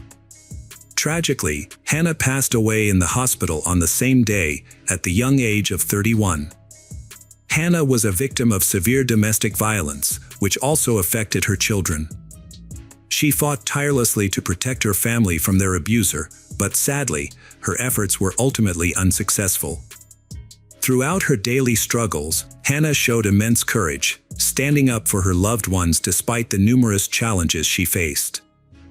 For days later, a massive gathering took place to pay tribute to Hannah and her children. A lasting memorial, Hannah's House, was also created in Camp Hill, where a tree planting ceremony was held in her honor, accompanied by a plaque that tells the story of her life. Hello friends, welcome to our channel. Today we're going to take a look at another horrible case with you, the case of Antonia Barra. Antonia Barra was born on December 3, 1999, in Temuco, Chile, to a wealthy family. She was the youngest of 5 children, with 2 older brothers, Sebastian and Ignacio, and 2 sisters, Catalina and Carla. Antonia was particularly close to Catalina, whom she considered her best friend and confidant. Her parents valued education and encouraged their children to pursue their interests, including sports and music. As the youngest child, Antonia was especially loved and spoiled by her parents. Despite this, she was a diligent student and dreamed of studying tourism and traveling the world. At the age of 15, Antonia met Martín Pradenas on social media in 2015. Martín was 8 years older than Antonia and lived in the same city. He was divorced and had a child from a previous marriage. Little is known about Martín's early life, except that he was born in February 1992 in Temuco to Ivan Pronas and Paula Dare. When Martín was 20, he got a girl from his school pregnant, and to avoid scandal and punishment, he married her. However, the marriage ended shortly after the birth of their child. Martín and Antonia were acquaintances who knew each other from socializing with young people on social networks between 2015 and 2017. However, their relationship remained purely platonic. After Antonia graduated from high school and enrolled in university, she relocated to a different city, and they lost touch. At university, Antonia focused on her studies in the travel industry, formed new friendships, and explored new hobbies. Martín was no longer on her mind. During her breaks from university, Antonia would return to her hometown but primarily stayed in touch with her family, including her parents and siblings. During her time at university, Antonia developed a close bond with a fellow student named Consuela Herb, and they became nearly inseparable. She also started a romantic relationship with a student named Rodrigo Aguad, which lasted for approximately a year. However, they got into a dispute at the beginning of the new semester in September 2019 and decided to take a break from each other. Antonio had recently gone through a breakup and was feeling down. Luckily, the Chilean national holiday was just around the corner, offering a long weekend and a chance to take her mind off things. She and her best friend decided to attend an electronic music festival in the charming town of Pucón. They carpooled with 3 classmates, using Consuela's car. As it happened, close friends of Antonio's family owned a summer house in Pucón, and since the owners were out of town, they kindly offered Antonio and her friend the use of their house, even providing them with the spare key. Upon arrival, the group split up, and they friends settled into the spacious and cozy house, looking forward to a relaxing weekend getaway. On the evening of September 18th, Antonia ran into Martín while walking around the city, and they struck up a conversation. As it turned out, Martín was also in town for the festival with his friends and was staying in a large rented house just outside the city center. They hit it off and made plans to meet up the next day at a party at a popular nightclub. Antonia called her parents to fill them in on her plans, and her father warned her to be careful and not to drink too much. Antonia laughed it off and promised to be responsible. The next day, Antonia and her friends spent hours getting ready for the party, choosing outfits and doing their makeup. Before heading out, they shared a bottle of wine and then took a taxi to the club. When they arrived, they ordered a bottle of champagne at the bar and drank it together before hitting the dance floor. It was after midnight when Martín and his friends arrived at the club. Antonia was already quite drunk by then, but she continued to drink and dance with Martín. According to her friend, Consuela, Antonia was advised to slow down, but she didn't listen. At one point, Consuela lost track of Antonia and spent half an hour searching for her. When she finally found her, Antonia was in another room with Martín, barely able to stand due to her intoxication. Consuela saw her classmate Benjamin Morales at the club and asked for his help in getting her friend Antonia home. However, Antonia refused to leave, saying the night was still young. A short while later, she started to feel unwell, and her friends took her outside for some fresh air. After she felt a bit better, she returned to the club. Consuela went to Antonia later that night and told her that she was exhausted and ready to head home. However, Antonia declined, wanting to stay and continue having fun. Consuela then left the club, giving up on convincing Antonia to leave with her. She took a taxi home and went straight to bed. Benjamin saw Martine escorting Antonia out of the club, holding her because she was swaying from side to side. According to Benjamin, Antonia was too drunk to fight back, and Martine took advantage of her state. They waited near the entrance for a while, allowing Antonia to recover a bit. Soon, Martine's friends arrived and suggested they continue partying at their rented house. The company ordered a taxi, but Martine and Antonia decided to walk, as she was unwell and disoriented. Surveillance cameras captured their walk, showing the man supporting a drunk student who was trying to break free from his grasp. Along the way, they stopped at a 24-hour supermarket, where Martine purchased beer. Inside the empty store, Martine attempted to kiss she, but she pushed him away and turned her back on him. It was clear she was uncomfortable, but her intoxication left her unable to resist or escape. Martine, being stronger, continued to lead Antonia, and they eventually arrived at the rented house around 8 a.m. The people in the living room saw that she was upset, but she was too drunk to clearly communicate her distress. Despite Antonia's obvious unease, Martine continued to hug and try to kiss her. The other friends, also heavily intoxicated, failed to intervene. Eventually, they retreated to a bedroom, where the man assaulted she while she was in a dazed state. Antonia was confused and disoriented as Martine ignored her attempts to resist and stop him. After the incident, he rejoined his friends in the living room and continued the party, leaving Antonia alone in the bedroom. Later, around 9 a.m., she managed to call Benjamin, but her speech was slurred and she was crying uncontrollably, making it hard for him to understand her. She was unable to explain what had happened or where she was. Benjamin became concerned and called Consuela, telling her that Antonia was in trouble and needed help.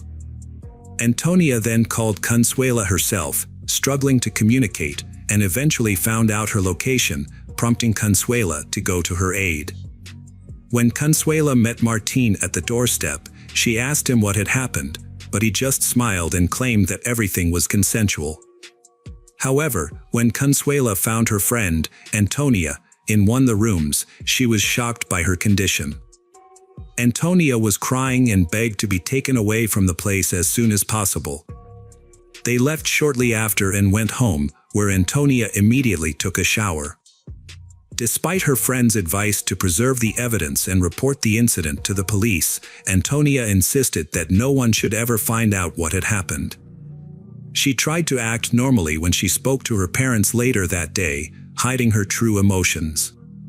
The next morning, Antonia and her friends returned to the student dormitory. In the aftermath, Antonia struggled to cope with the trauma. She tried to forget the nightmare and resume her normal life, attending classes and socializing with friends. However, only Consuela noticed that Antonia was not okay.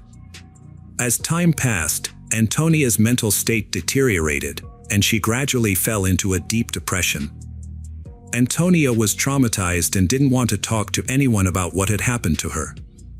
She refused to file a police report, fearing that it would only spread the news and make things worse. However, rumors about her began to circulate quickly. They would whisper, point, and laugh at her. One of her classmates even had the audacity to ask her about the rumors in front of everyone. However, what sent Antonia over the edge was a phone call from Rodrigo, her ex-boyfriend, with whom she still had strong feelings and had been holding on to the hope of rekindling their relationship. During the call, Rodrigo repeated all the rumors he had heard and told Antonia that he never wanted to see her again. Antonia broke down in tears, trying to defend herself and explain that the rumors were not true. But Rodrigo was unforgiving, using derogatory language to describe her and calling her promiscuous before hanging up. This conversation was devastating for Antonia, and she couldn't cope with the emotional pain. On Saturday, October 12, 2019, Antonia went to her parents' house, seeking comfort and solace with her family. Concern for Antonia's well-being grew as her relatives noticed a deep sadness in her eyes, despite her claims that everything was okay. Later that evening, she posted old childhood photos on social media, accompanied by a distressing message. The following day, after dinner with her family, Antonia retreated to her room on the 3rd floor. Her sister Catalina checked on her about an hour later, but Antonia asked to be left alone, saying she wanted to sleep. Catalina granted her wish, turned off the light, and bid her a loving goodbye before leaving the room. 2 hours passed before their mother, Marcela, came to Antonia's room to announce that dinner was ready. After knocking on the door with no response, Marcela entered the room and initially thought Antonia was asleep. However, upon touching her hand, she was met with an unsettling stillness. Devastated, Marcela screamed for help, and the rest of the household rushed to the room. In a state of panic, they called for emergency services while attempting to revive Antonia on their own before medical professionals arrived. Antonia's situation had become hopeless, and she tragically took her own life by overdosing on sleeping pills. The investigation into her death and the first attempts to hold the perpetrator accountable began. The news shocked her family and friends, as many were unaware of the severe emotional distress Antonia had been experiencing. As Antonia's parents sought to understand what had happened to their daughter, they spoke with her friends and classmates. They were shocked by the rumors and gossip that had been circulating about Antonia. Consuela, in particular, shared everything she knew, but the parents felt that more needed to be done. They hired a top private detective to help reconstruct the events leading up to Antonia's death and gather evidence to bring the person responsible to justice. Alejandro, determined to seek justice for his daughter, used his connections to organize a press conference. In front of dozens of cameras, he shared the devastating truth: his daughter had been the victim of forced bullying, which she had been unable to survive. The person responsible, he emphasized, remained at large. The detective reconstructed the timeline of events from that fateful night and gathered statements from several key witnesses, including Consuela, Benjamin, and a few other university students, who were willing to testify in court. With all the evidence collected, the Antonia family petitioned the court to arrest and prosecute Martín for his actions. However, the police determined that the evidence presented was insufficient to warrant taking him into custody. Martín claimed that everything that happened was consensual, although he admitted that both parties were intoxicated. Furthermore, the victim did not report the incident to the police. As a result, Martín remained free, and he and his family subsequently filed a lawsuit against the Antonia family, accusing them of defamation, harassment, and the unauthorized disclosure of their personal information. According to the Martín family, Antonia's relatives had slandered their son and brother, Martín. In response, the Martín family decided to hold a press conference to defend themselves publicly. They argued that Martín's reputation had been harmed without justification and presented themselves as the ones who had been wronged. The Martín family also accused Antonia of sharing their personal contact information, including their home address, phone numbers, and social media handles. As a result, Martín and his family received daily insults and anonymous death threats. The Martín family maintained that Martín's guilt had not been proven and that everything had happened by mutual consent. They expressed their willingness to defend Martín's case in court. Surprisingly, after this statement, the police supported the Martín family, causing Antonia's relatives to stop making negative comments about them and to stop sharing personal data. This sudden change was a major blow. This unexpected turn of events was a significant setback. Despite this, Antonia's relatives continued to seek justice with the support of the public. Victims who were initially silent about their experiences began speaking out after Antonia's case gained widespread public attention. Within a month, 8 more girls came forward to the police, claiming they too had been harassed and assaulted by Martine. They had previously remained silent, fearing they would be condemned and censured. One of the victims was just 13 years old at the time of the assault. As more girls who suffered at the hands of Martine began contacting the police, he was eventually taken into custody. Martine was arrested in June 2020 and held at Tomoko City Prison on suspicion of committing assaults between 2011 and 2019.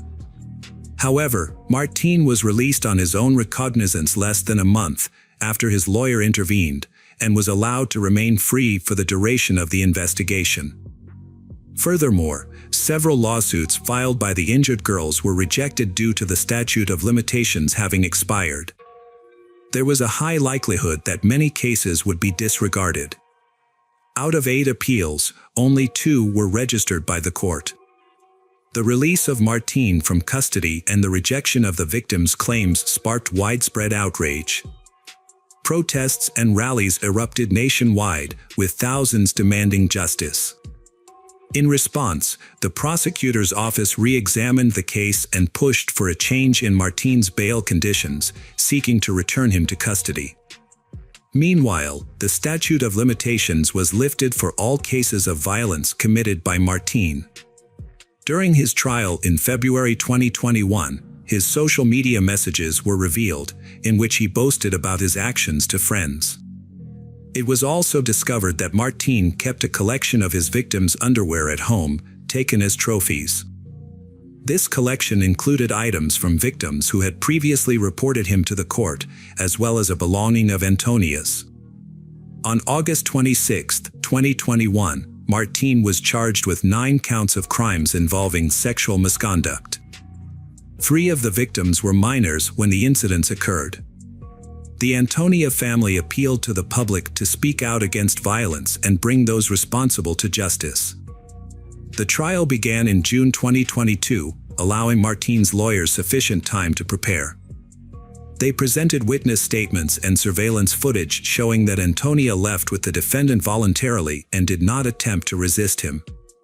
The defense challenged the testimonies of other victims, but in August 2022, the court delivered a guilty verdict against Martine. He was convicted of 8 crimes involving sexual misconduct and causing Antonia's nervous breakdown, which ultimately led to her death. Martine was sentenced to 20 years in prison. However, his lawyers, led by Pinus, promptly filed an appeal. On December 29, the Supreme Court ordered a new trial. In March 2023, Martine's case was assigned to the Public Defender's Office. During the new trial, Martine maintained his innocence, attributing the events leading to Antonia's death to the large quantity of alcohol they had consumed together. Despite this, on July 7, 2023, Martine was found guilty again. The court reduced his initial 20-year sentence to 17 years, considering the 3 years he had already spent in prison. He had only 14 years left to serve. However, Antonia's family expressed dissatisfaction with this decision in an official press release made by her father. They noted that no punishment could bring back their daughter. During the ongoing lawsuits, Antonia's family and other victims affected by Martine's actions joined forces with public figures to advocate for women's rights. Together, they worked to amend the criminal code, specifically the sections related to sexual offenses. Their objective was to protect the rights of victims of harassment and sexual violence. Hello friends, welcome to our channel. Today we're going to take a look at another horrible case with you, the case of Abril Perez Seacat. Abril Perez Seacat was born in 1971 in Monterrey, Nuevo León, Mexico. Her mother, Maria del Socorro, worked diligently 7 days a week to ensure her 3 children, Abril, Javier, and Ana, had the opportunity for the best possible education and a bright future. Even at a young age, Abril displayed an exceptional aptitude for science and made it her goal to pursue higher education and financial independence. As Abril matured, she embodied a unique combination of intelligence, compassion, and physical beauty. Her sociable nature and innate leadership qualities made her an inspiration to her friends and a standout professional in her field. She earned a bachelor's degree from the University of Nuevo Leon and a master's degree in business from the Monterrey Institute of Technology. As Abril's career progressed, she discovered her passion for digital sales and rapidly climbed the ranks. She attained a prominent position as an executive director at Bilbao Bank in the United States. During the early 1990s, a time when Abril's professional accomplishments were flourishing, she met Juan Carlos Garcia Sanchez. Juan Carlos was an ambitious entrepreneur, born on November 11, 1968. Juan Carlos and Abril discovered they had a lot in common. Both had attended the Monterrey Institute of Science and Technology, where Abril studied and Juan Carlos earned his degree with high academic achievement. Juan Carlos had also studied at top U.S. universities, including the University of Pennsylvania and Harvard. With his education and experience, he considered himself a professional entrepreneur in e-commerce and financial technology. Juan and Abril became inseparable, collaborating on projects and socializing in the same friend circle. As time passed, their friendship blossomed into romance. After a few years of dating, they decided to tie the knot, and their wedding took place in 1994. Their collaboration led to numerous successful projects, including the online stores Pag Mobile and Plascom. They also played a key role in the development of the Dem store, which became a leading e-commerce platform in Mexico. By 1999, their life appeared to be a perfect fairy tale, with both partners achieving great success in their careers and enjoying a happy relationship. Their joy was further amplified with the birth of their first child, Ana Cecilia, in 2001. 2 years later, they welcomed a son, Juan Carlos Jr., followed by another son, Julio Andres, in 2005. Despite their busy schedules, Abril prioritized her children's needs, taking care of them personally and attending their school activities. Abril's devotion earned her the respect and admiration of those around her.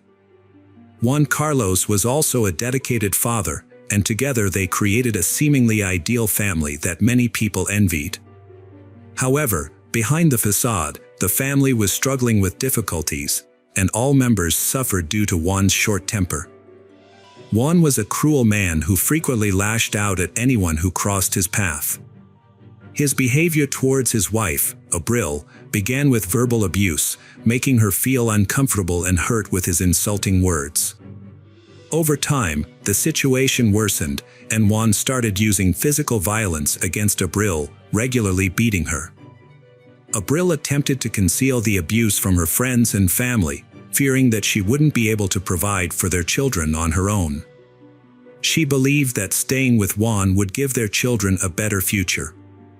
However, by 2009, the situation had become so severe that others began to suspect what was happening in the family.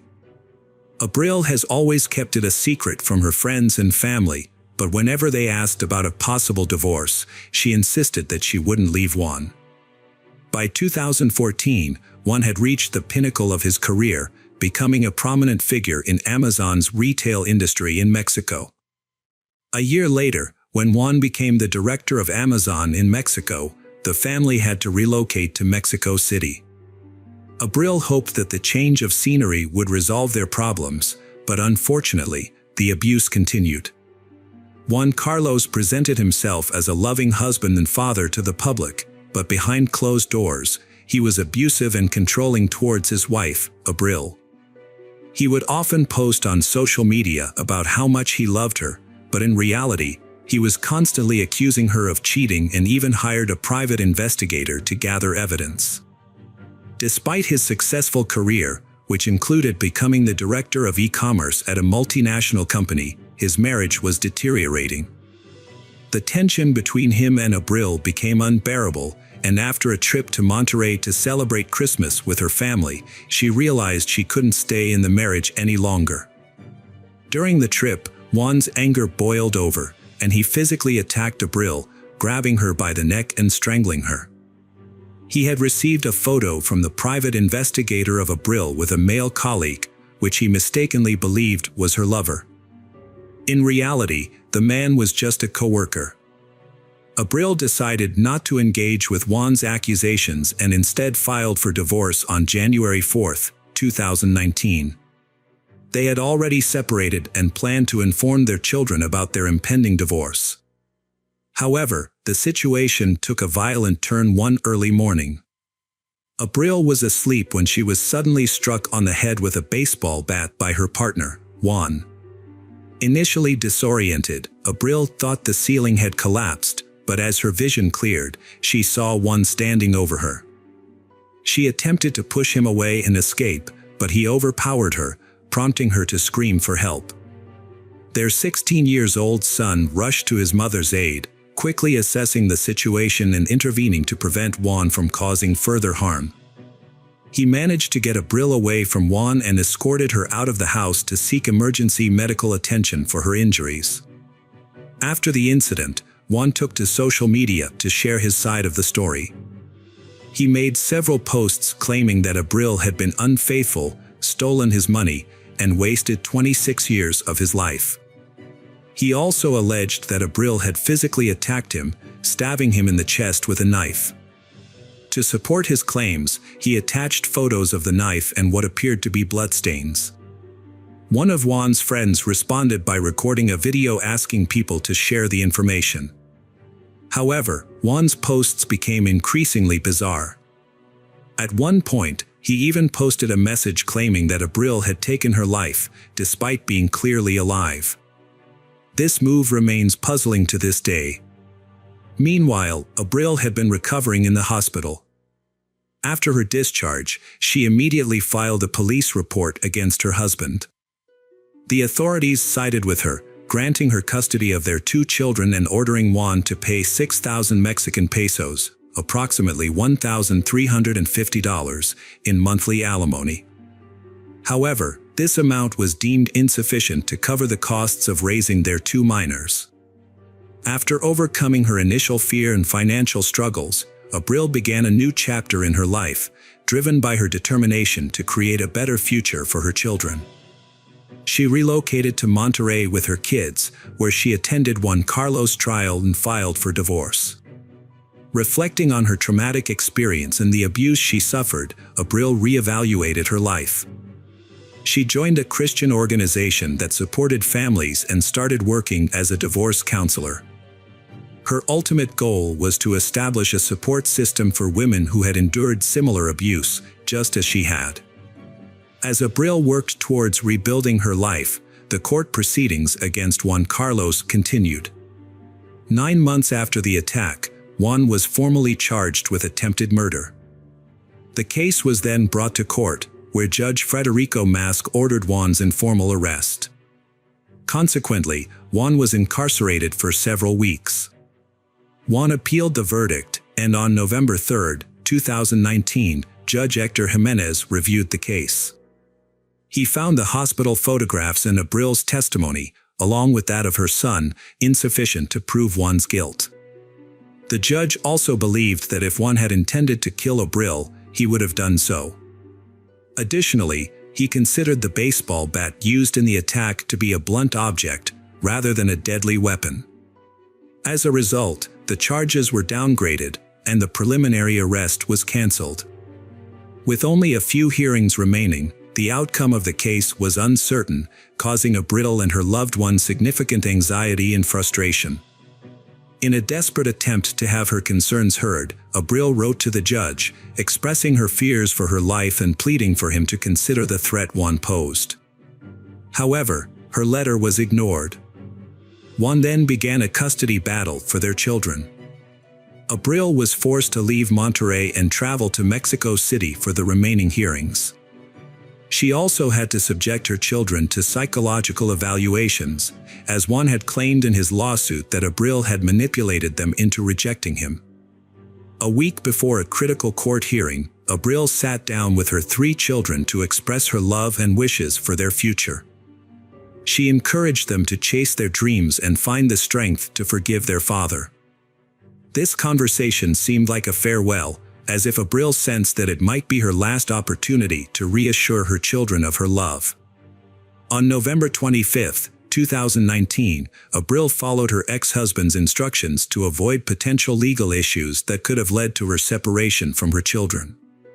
She traveled to Mexico City, coincidentally on the same day that thousands of women marched in the streets to commemorate the International Day Against Gender-Based Violence on March 19, 2021. The court reclassified a case involving violence against Abril, which occurred in January 2019, as attempted murder. This decision was made after Abril's relatives and the prosecutor filed several petitions for judicial review, ultimately leading to the cancellation of the original decision. 2 months later, on May 23, the remaining suspects in Abril's murder case were apprehended, including 3 women and 1 man. The investigation resulted in the issuance of 3 search warrants and 8 arrest warrants. During the first search, 48-year-old Amanda Vicente Rodriguez was taken into custody. A series of arrests were made in connection with a recent crime. In the Jardín de Morelos colony, 34-year-old Mabel Montelier Morena and 48-year-old Garcia Alicia Flores Valdez were taken into custody, and their mobile phones were seized. Another arrest was made in the Alvar Aragon colony in Mexico City, where 50-year-old Isa Jalil Castillo, also known as Aguirre or Alvar's godmother, was detained. At the same time, 9 gang members were apprehended, with 7 of them allegedly linked to the Abril case. However, one suspect, Juan Carlos, remained at large, prompting authorities to reissue a warrant for his arrest. General Prosecutor Ernesto Godoy explained that the initial warrant was for attempted murder, while the new one was for the actual killing of a woman. Despite efforts to locate Juan, he remained elusive. In a surprising turn of events, a man named Rolf, also known as El Chalón, contacted the authorities and claimed to have information about the case. During questioning, he revealed that he was the one who had actually pulled the trigger and taken Abril's life. The perpetrator, Rodolfo Daniel Bendis, eventually pleaded guilty to the crime. He claimed that Juan Carlos had promised to pay him $10,000 to carry out the crime. According to Bendis, Juan Carlos had contacted him while he was in pre-trial detention and provided him with the address of Abril in Mexico City. Juan Carlos allegedly instructed Bendis to spy on Abril and provided written instructions on how to commit the crime. He also promised to provide Bendis with a gun in Monterrey. However, when Bendis arrived in Monterrey, no one contacted him, and he did not receive the gun. He returned to Mexico City and did not hear from Juan Carlos again until after his release from prison. Upon his release, Juan Carlos contacted Bendis again and informed him that the plan had changed. He now wanted Abril to be killed in Mexico City, as he had managed to lure her there. The case was divided into multiple hearings due to the complexity of the judicial system. The first trial began in August 2022, with Bendis and Juan Carlos as the initial defendants.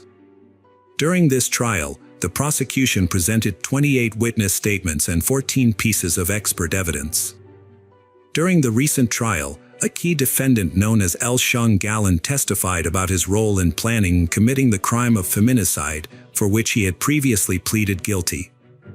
On May 19, 2023, the court delivered its verdict, finding Rodolfo Danielo Baza and Juan Carlos Rodriguez guilty and sentencing them to 52 years in prison. Additionally, they were ordered to pay approximately 56,000 Mexican pesos, $30,000 in damages. Following the trial, the men were taken to a detention center to begin serving their sentences. However, the Abril family immediately announced their intention to appeal the verdict, as they believed the sentence was too lenient. They pointed out that Rodolfo was the one who fired the fatal shots. As for the remaining defendants, it was previously decided in October 2014 that their trials would be divided. This decision was met with an appeal from prosecutors, who argued that it would significantly delay the proceedings and result in unnecessary additional costs for the court. The tragic case of Abril continues to affect her family and the wider Mexican society, and despite the recent verdict, the trials are not yet over.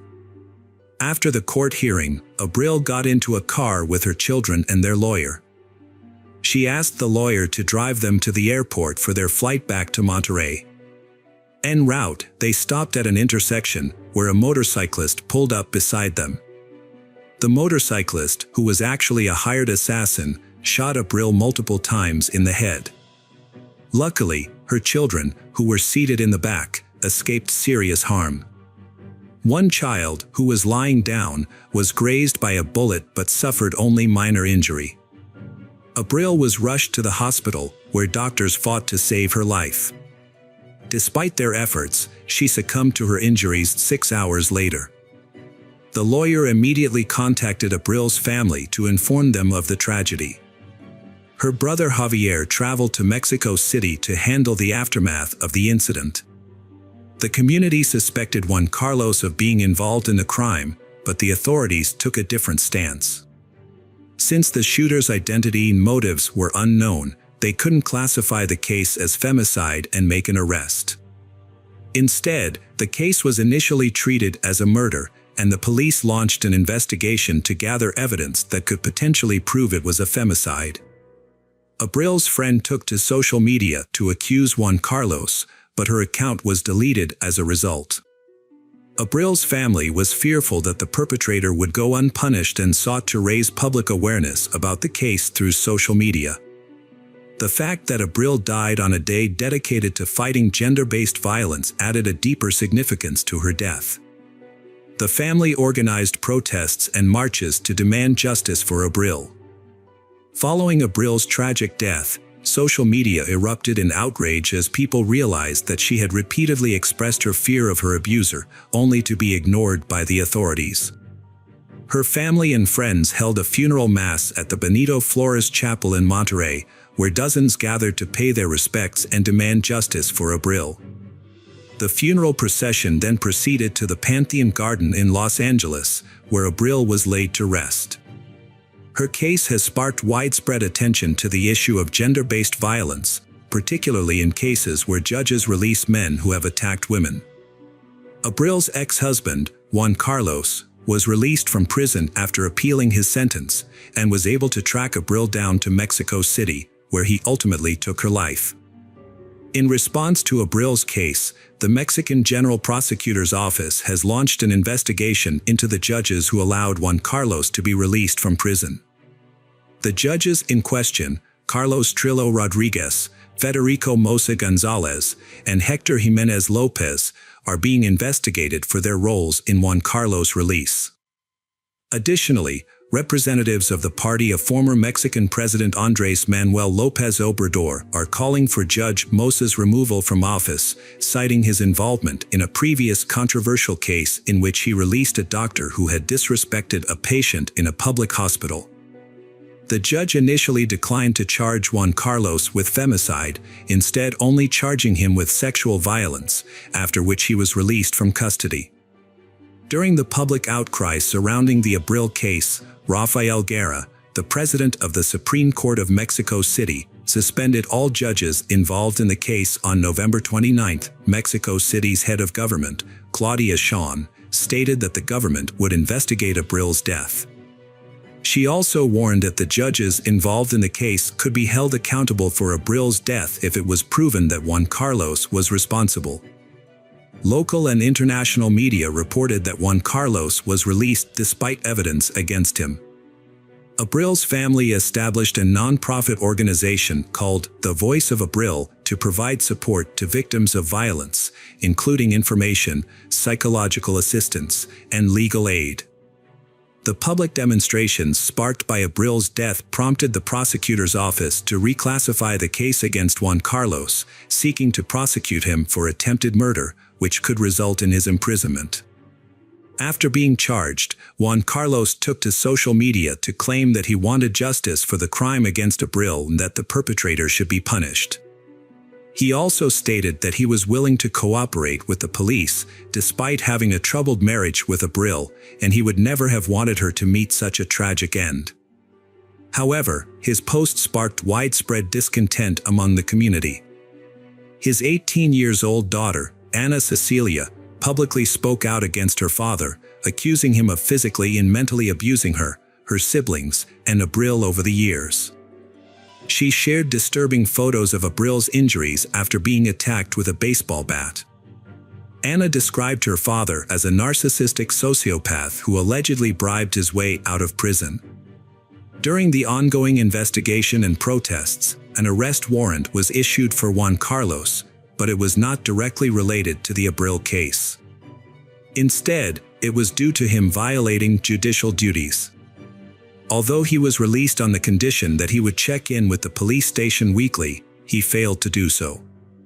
After missing 2 court hearings, Judge Agustin Monra Gasper Canal was left with no choice but to issue the order. Juan wrote a letter claiming he feared for his life and did not want to attend the hearings, stating he and his family had received death threats since Abril's death. He believed someone would seek revenge if he appeared in court. However, the judge rejected this excuse and issued an arrest warrant, also restricting Juan from leaving the country. The investigation continued, aiming to uncover the truth.